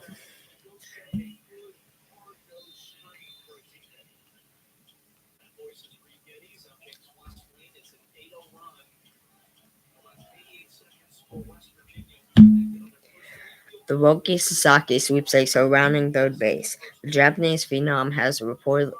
Hold on, this was per Mike Feinsand of MLB.com.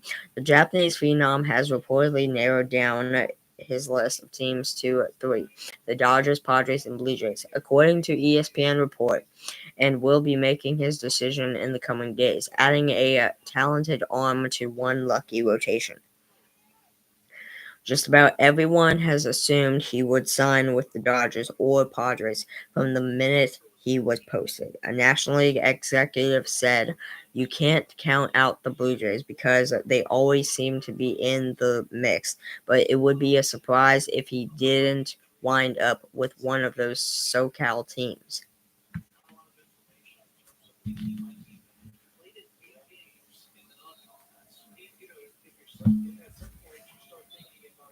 Sasaki was posted by the Chiba Lotte Marines of the Nippon Professional Baseball League on December 9th, meaning that there must be a resolution no later than next Thursday when his 45-day window to sign will close.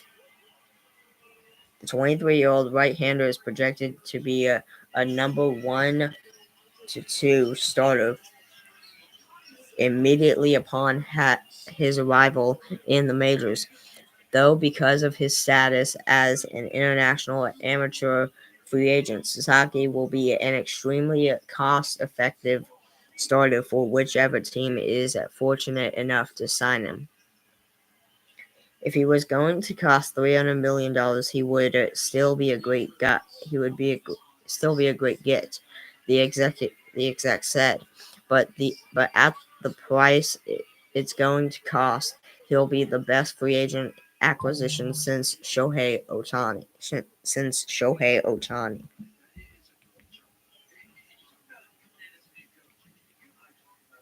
Yeah, close that tab. All right. 17-14 to go in the game. It's 43-36. 10-9 Houston over West Virginia. Houston basketball. Let me turn off my computer.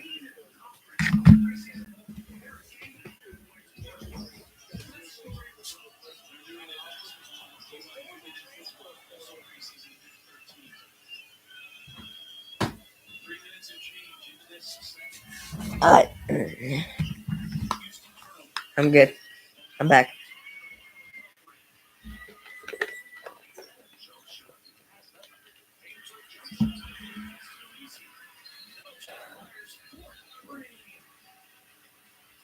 $16 and 34 seconds left in the game. Timeout West Virginia down 46-36 by 10 points to the 10-ranked Houston Cougars. Be right back, guys.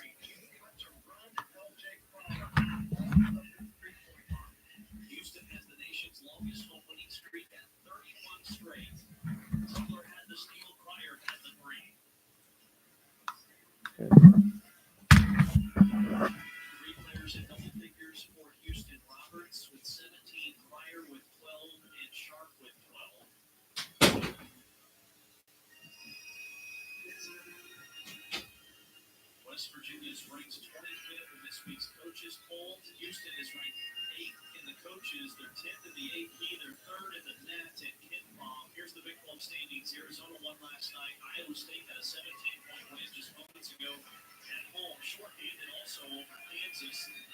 Houston at 4-0. West Virginia at 3-1. Two absolute bangers on the Big 12 slate tonight. Look, I'm not surprised Iowa State won that game at Hilton. I am surprised it was by 17 and shorthanded. The Cougars had 2 turnovers in the first half, and they have already had 2 here in the first 3 minutes of the second.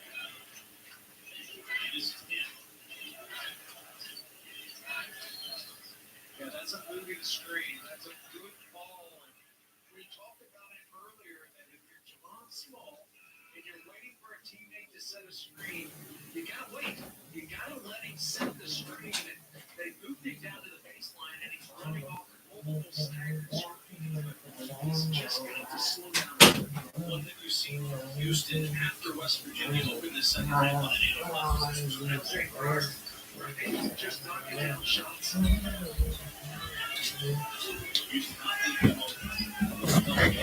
I'm back.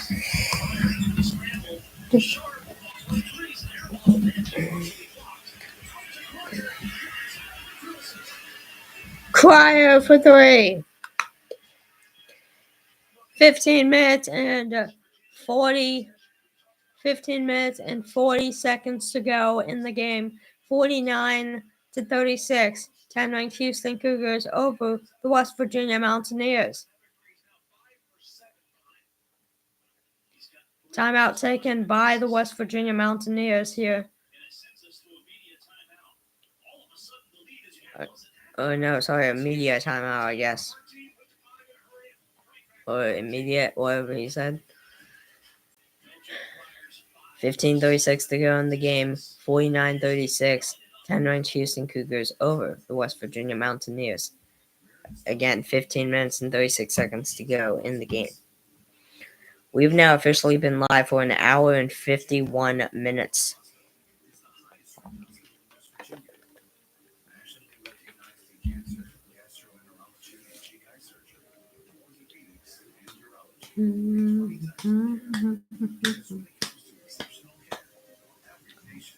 Alright.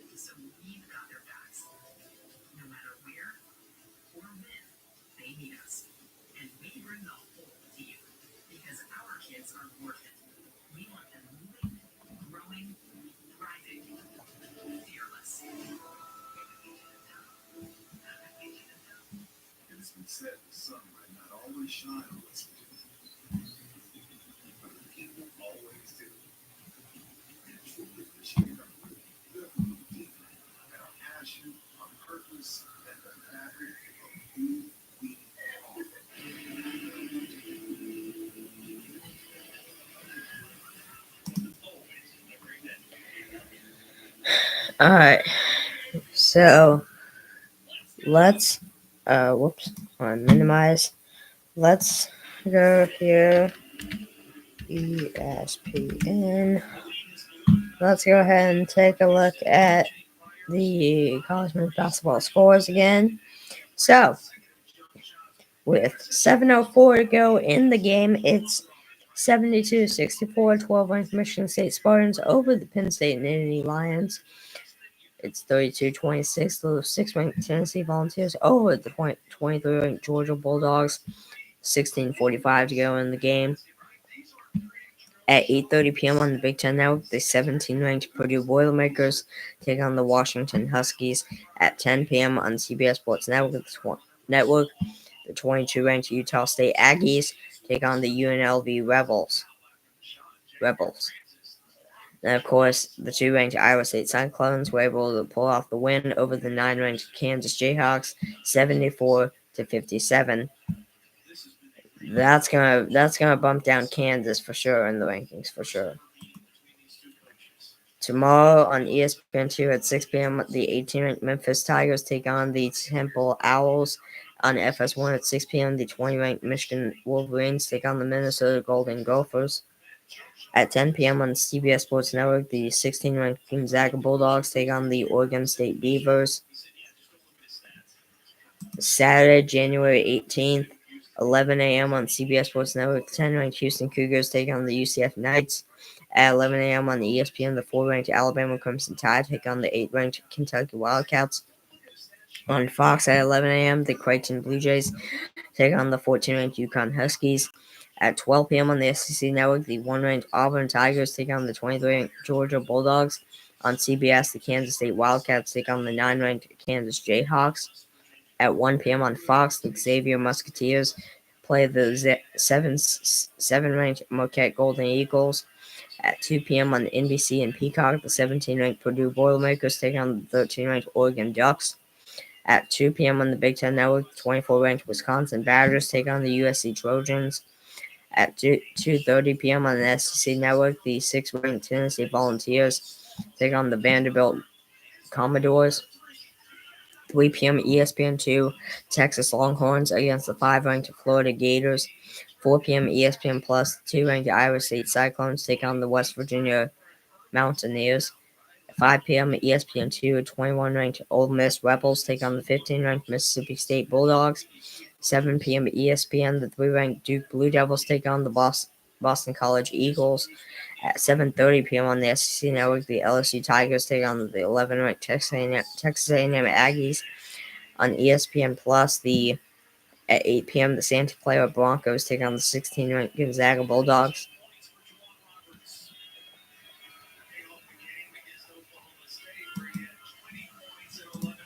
Yeah, let's close that tab. Alright. And now,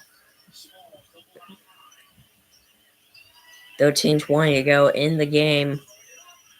It is 51-44. 10-ranked Houston over West Virginia, plus the foul, I think. So West Virginia will go to the free throw line for a chance at a 3-point play.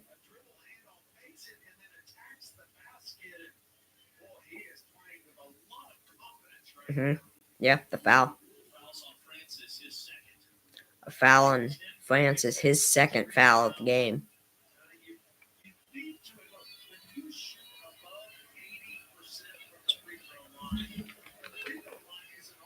Amani Hansberry at the free throw line for West Virginia makes that one. It's a 3-point play. It's 51-45. 10-ranked Houston Cougars over West Virginia Mountaineers. 13 minutes and 10 seconds to go in the game.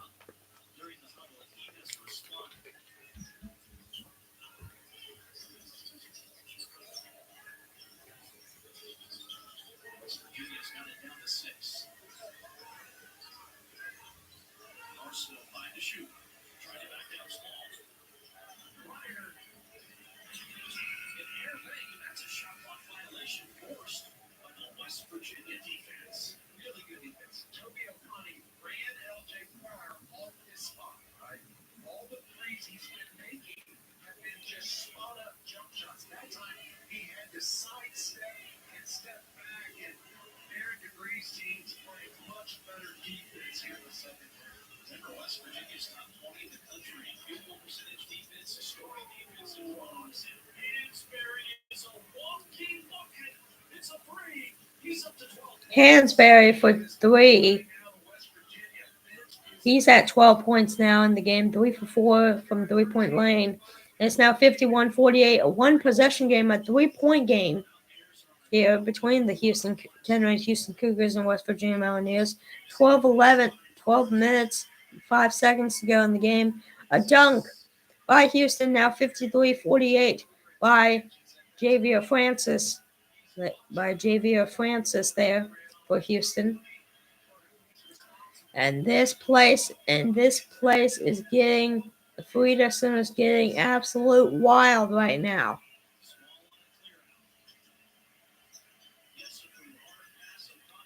That'll be out of bounds, and that'll be a turnover for West Virginia, and that'll be Houston basketball, and that'll also be a timeout. And another commercial break. 11:42 go in the game, 53-48, 10-ranked Houston Cougars over West Virginia Mountaineers here with 11 minutes and 42 seconds left in the game.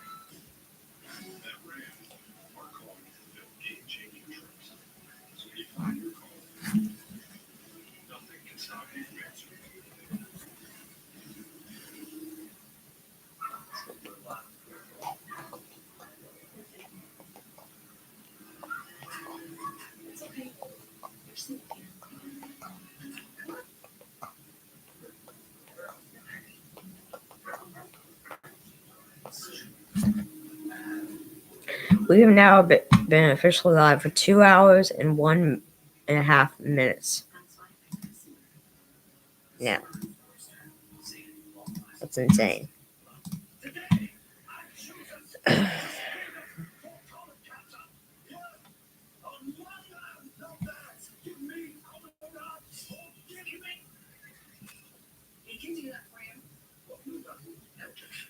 Just a prescription.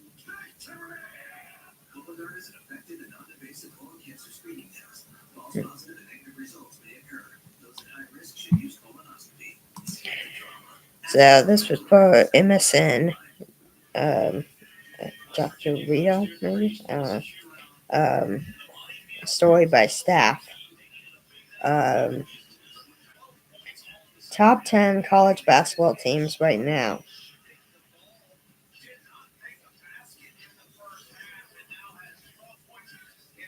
Alright, where's the link? Oh, here it is. Alright, so we got Auburn. We got Duke, Iowa State, Florida, Tennessee, Alabama, Marquette, Houston, Kentucky, and Michigan State. Interesting.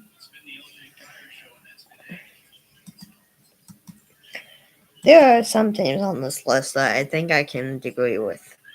So that I think I can disagree with. And one of those teams is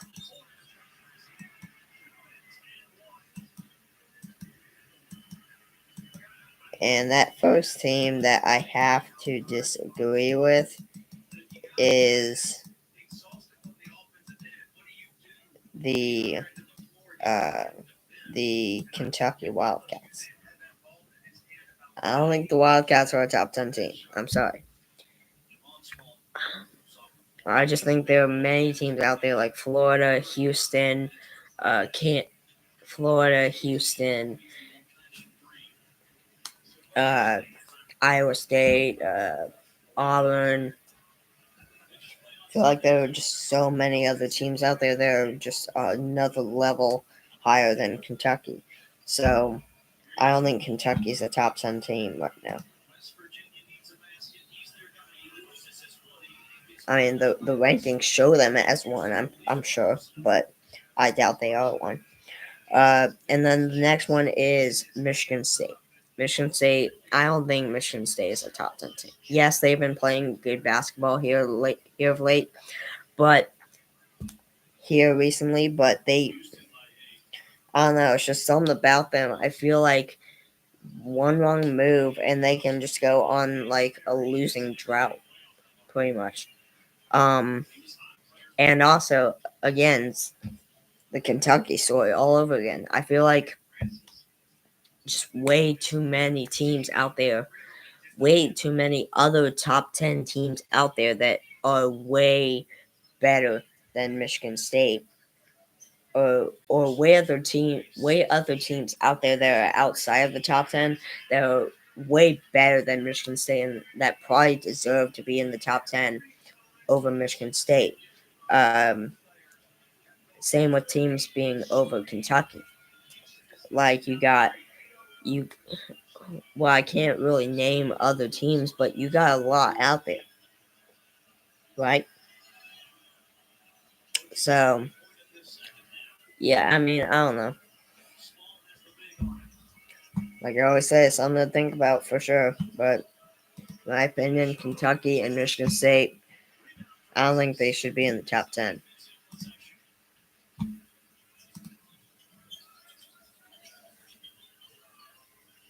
We've now officially been live for 2 hours and 6 minutes now.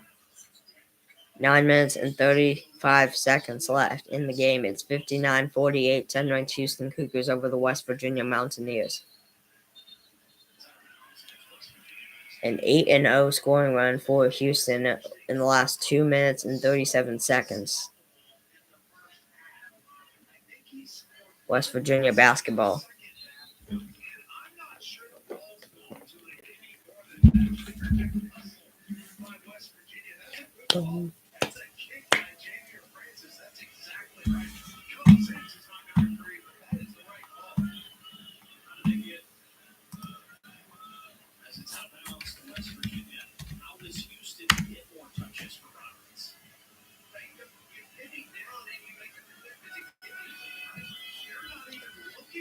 Pitt is tied with Florida State 12-12 with 8:25 to go in the first half on ESPNU.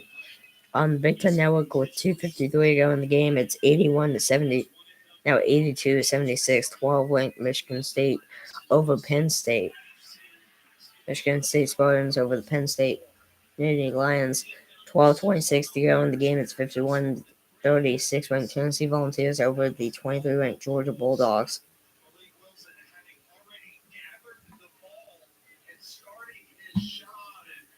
Yeah.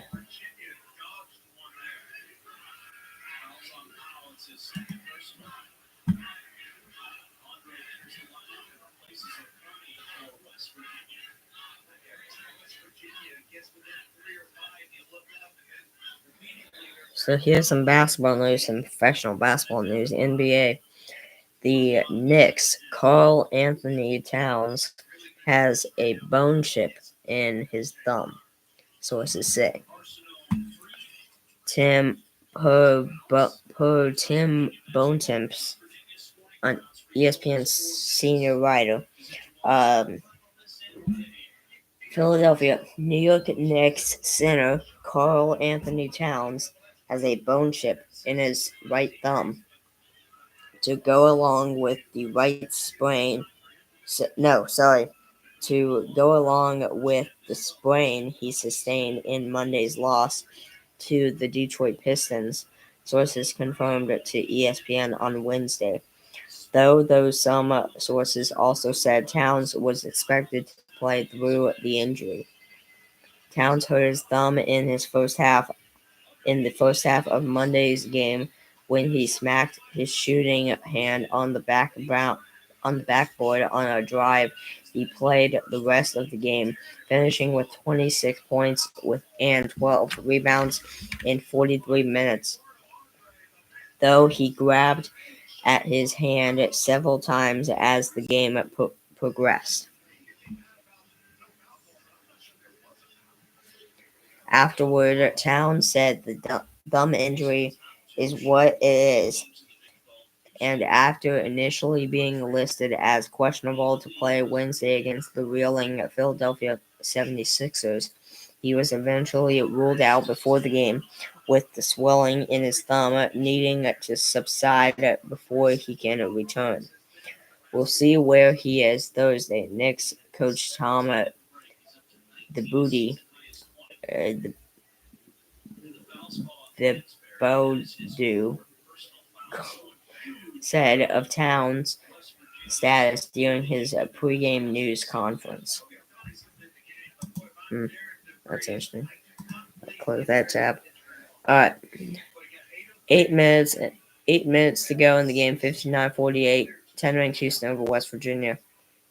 Juwan Roberts at the free throw line for Houston. Misses the first. Still 59-48. This is Juwan Roberts' second trip to the line tonight. He's now 1 for 3 with that miss there. And he makes it. He's now 2 for 4 at the line today. Or tonight. 8 minutes left in the game. Juwan Roberts, first half, 17 points. So far in the second half, 3 points only. Yikes. All right, 10-ranked Houston leads West Virginia 60-48 with 7 minutes and 45 seconds left in the game.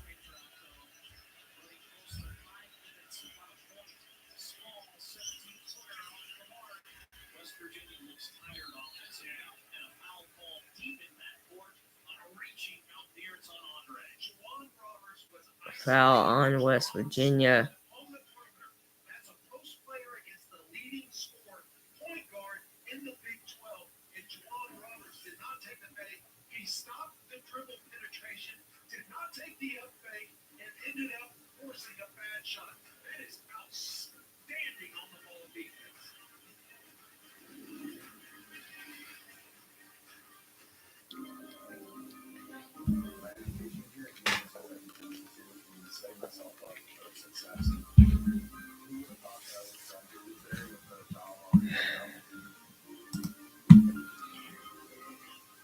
We love our new home. There's so much space, but we have maintenance. Expired. Expired. Expired. Come on, else. I don't think you keep it clean. At least Geico makes bundling our home and car insurance easy. For bundling made easy. Get more with Geico. This sure helps. Classic bacon, strawberry Swiss.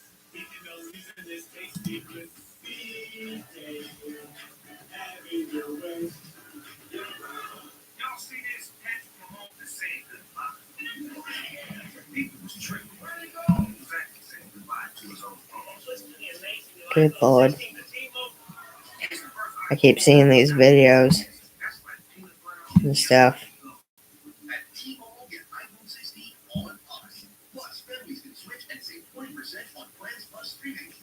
And I continue to see these videos of the wildfires in California, and they still hardly look like they've been dealt with. NBC News came out with came out with a video 2 hours ago saying that a 2 minute 34-second video 2 hours ago saying that signs of progress as firefighters continue to battle wildfires. I'm looking at the thumbnail right now. I don't see progress. I see a lot of orange.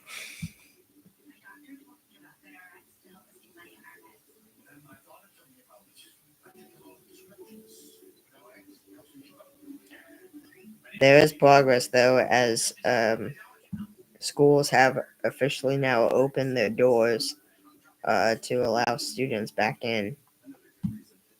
Now, is that the safe thing? I have no clue, but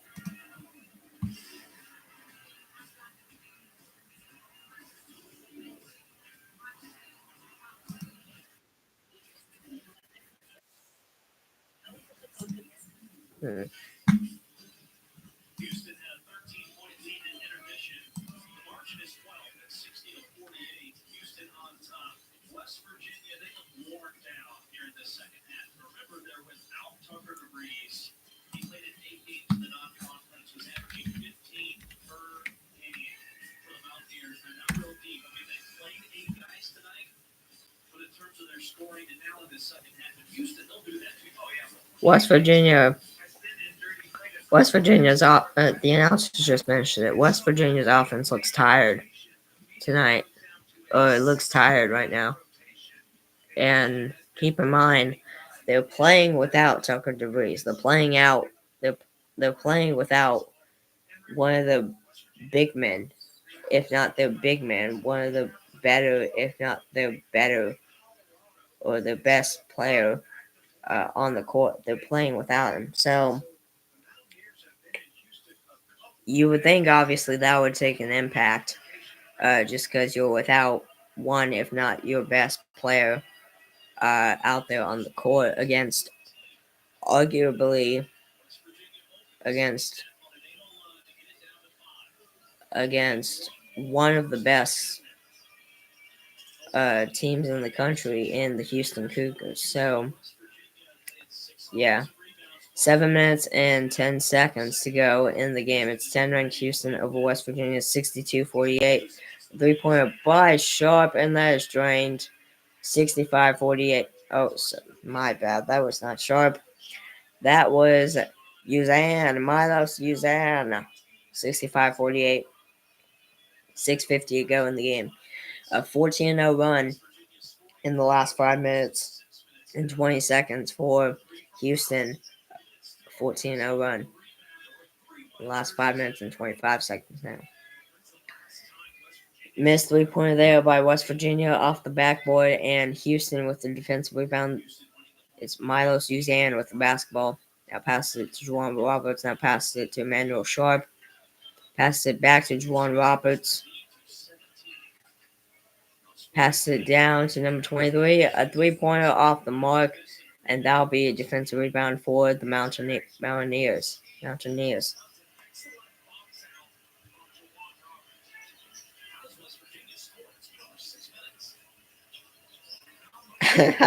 Yeah, I mean, the announcers just said that. How does West Virginia score? It's been over 6 minutes now. It's been over 6 minutes now since they've last scored. And they have still yet to score a field goal. They were just fouled by Houston, but is not going to count for a field goal. It'll be a pair of free throws, but it's not going to count as a field goal.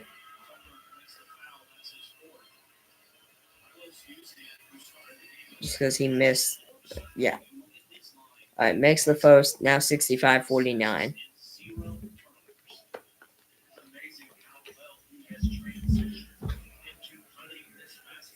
Mm-hmm.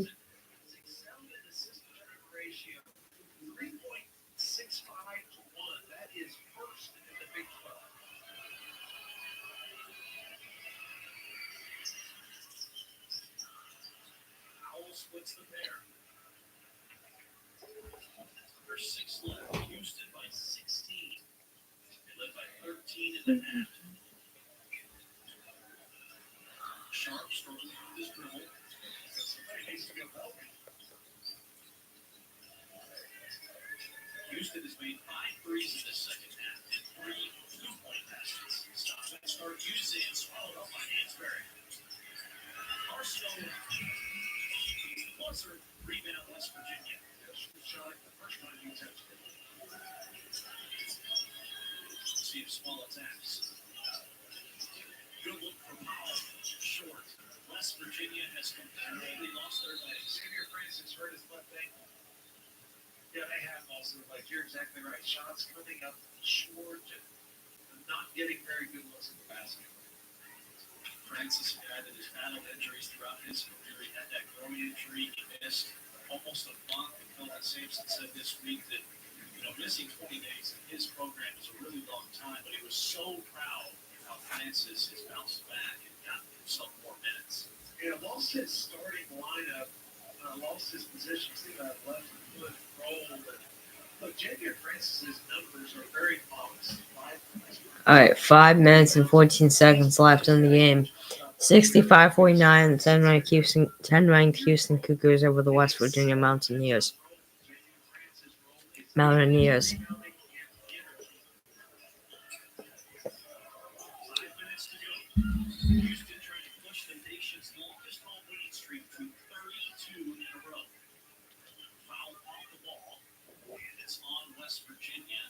Houston has a 31-game home win streak, the longest active streak in D1. They're trying to extend that to 32 with a win here tonight over West Virginia, as they got 4 minutes and 58 seconds left in the game. And there'll be a pair of free throws at the line for LJ Cryer and the Cougars. LJ Cryer, 97% free throw shooter this season for Houston, makes the first one, 66-49. Oh, I just now realized I'm on ESPN. Let me close that tab.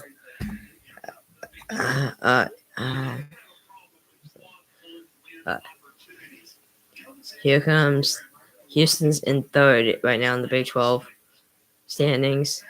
I say West Virginia's in like 7th, I think. Let me see.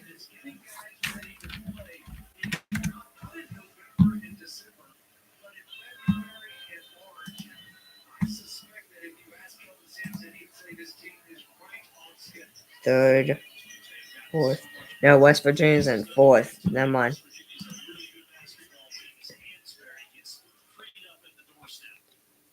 All right. Now 67-51 on thanks to Amani Hansberry with a 2-pointer there for the Mountaineers. Mountaineers.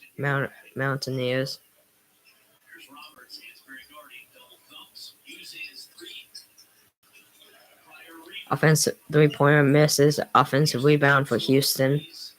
4 minutes and 5 seconds remain in this game.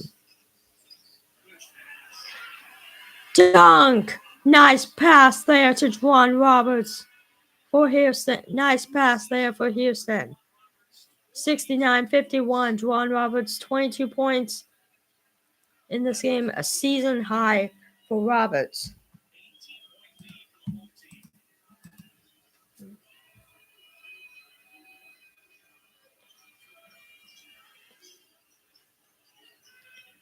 Five seconds left on the shot clock. West Virginia has to go. Hurry. And he is fouled.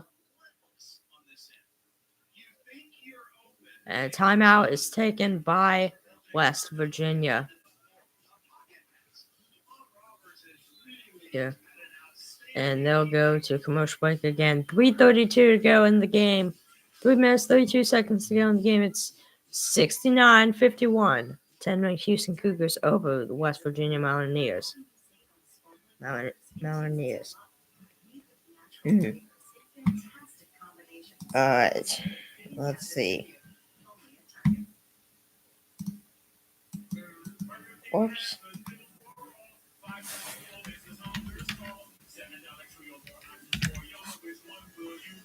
MLB.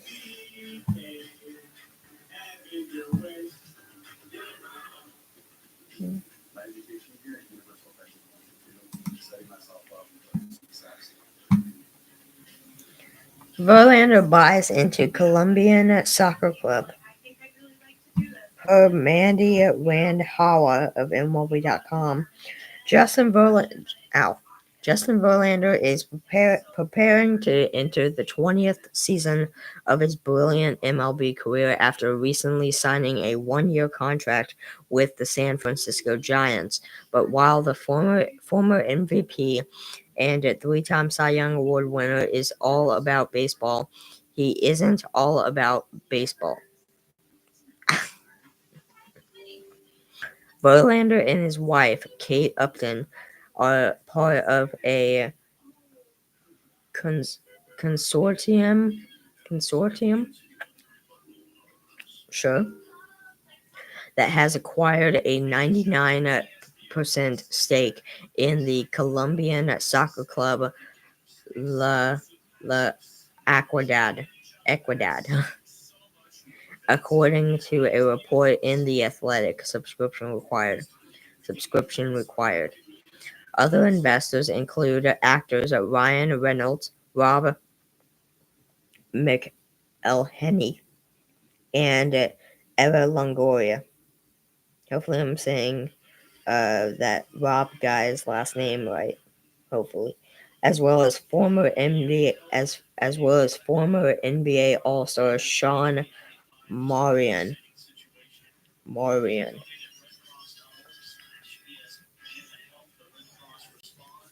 La Equidad isn't the first soccer club Verlander has invested in. Another group, also led by real estate investor Al Tilas and club Necaxa executive Sam Porter, acquired about 50% of Mexico's club Necaxa in 2021.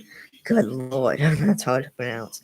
After winning a pair of World Series rings with the Astros, will Verlander's next venture involve winning championships in soccer? Stay tuned.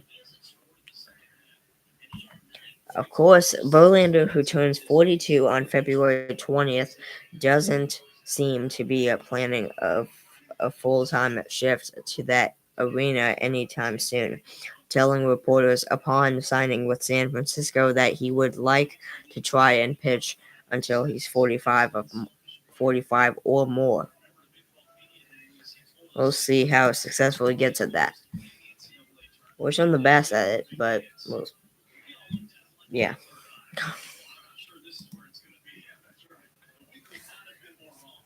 Alright.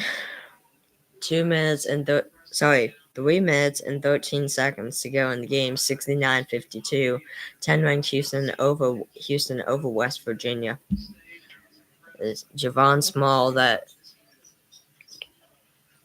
starts with the basketball for West Virginia. They have the basketball here. Alright.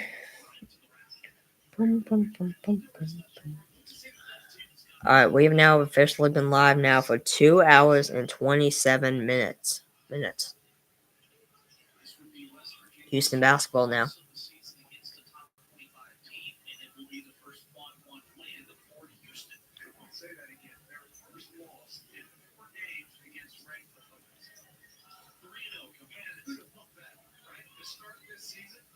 Holy cow. Yeah, who would have thought that? Yeah, who would have thought that?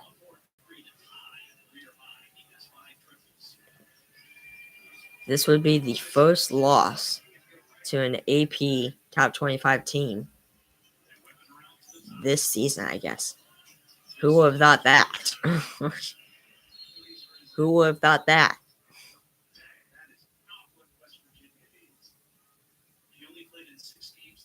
Oh, good lord. West Virginia, guys down, injured. He's pointing right to his shin. I said shin. Pointing right there. Joseph Yasufu. Hopefully I'm saying that right. Yasufu. Went straight down to the ground and immediately pointed. Not pointed, but immediately started holding his right leg, his right shin.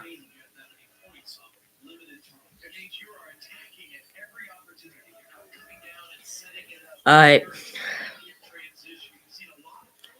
A minute and 50 left in the game.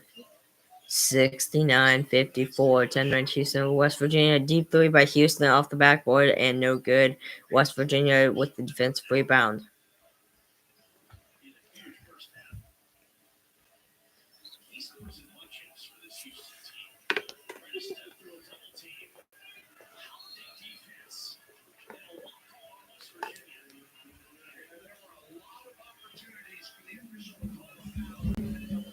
And a turnover on West Virginia will be Houston basketball once again. Houston basketball once again.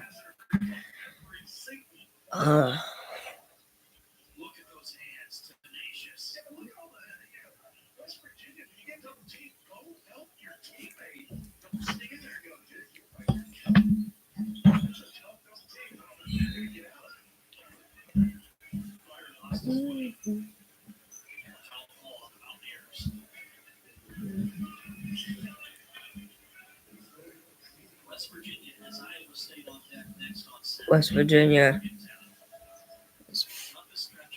fouled Houston at the free throw line for the Houston Cougars. Houston Cougars is number 4, LJ Cryer. Shoots the first one and misses. Remains 69-54. We've now officially been live for 2 hours and 30 minutes. About 2 hours and 30 and a half minutes.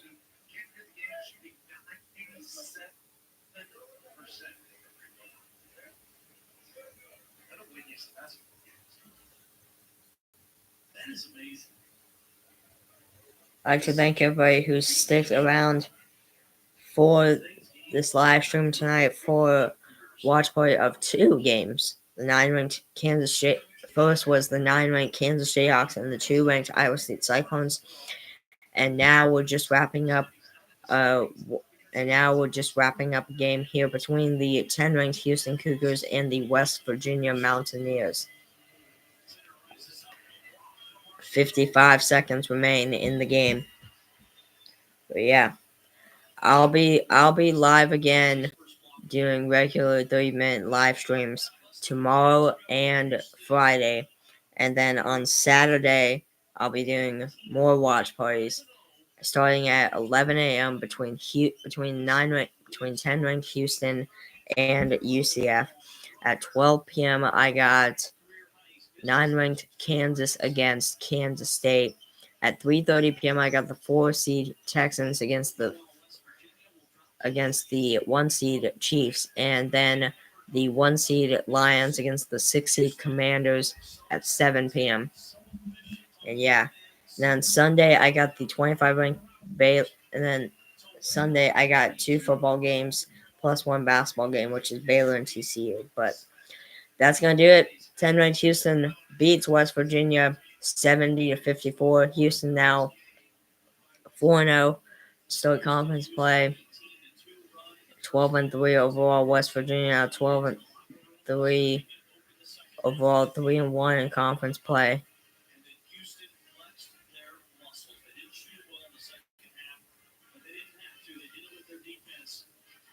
Houston didn't, yeah, like the announcer just mentioned, Houston didn't shoot that well in the second half, but they didn't have to. They did it all with their defense in the second half. In the first half, it was all offense, but in the second half, it was all defense for the Cougars to get past the West Virginia Mountaineers here in this game, as they take down the West Virginia Mountaineers by a final score of 70-54 here. And that is also going to do it for me, folks. Thank you so much for watching. This was a 2-hour, 33-minute stream of a watch party between the 9 ranked Kansas Jayhawks and the 2 ranked Iowa State Cyclones and the 10 ranked Houston Cougars and the West Virginia Mountaineers. I'm Sam. This was episode 40 of Super Sam Sports Encore podcast. We'll see y'all tomorrow at 4 p.m. for about 30 minutes or so. For a live stream, we'll be talking about MLB stuff and stuff like that, plus college men's basketball stuff. But anyways, guys, I'll see y'all then. Peace out, guys.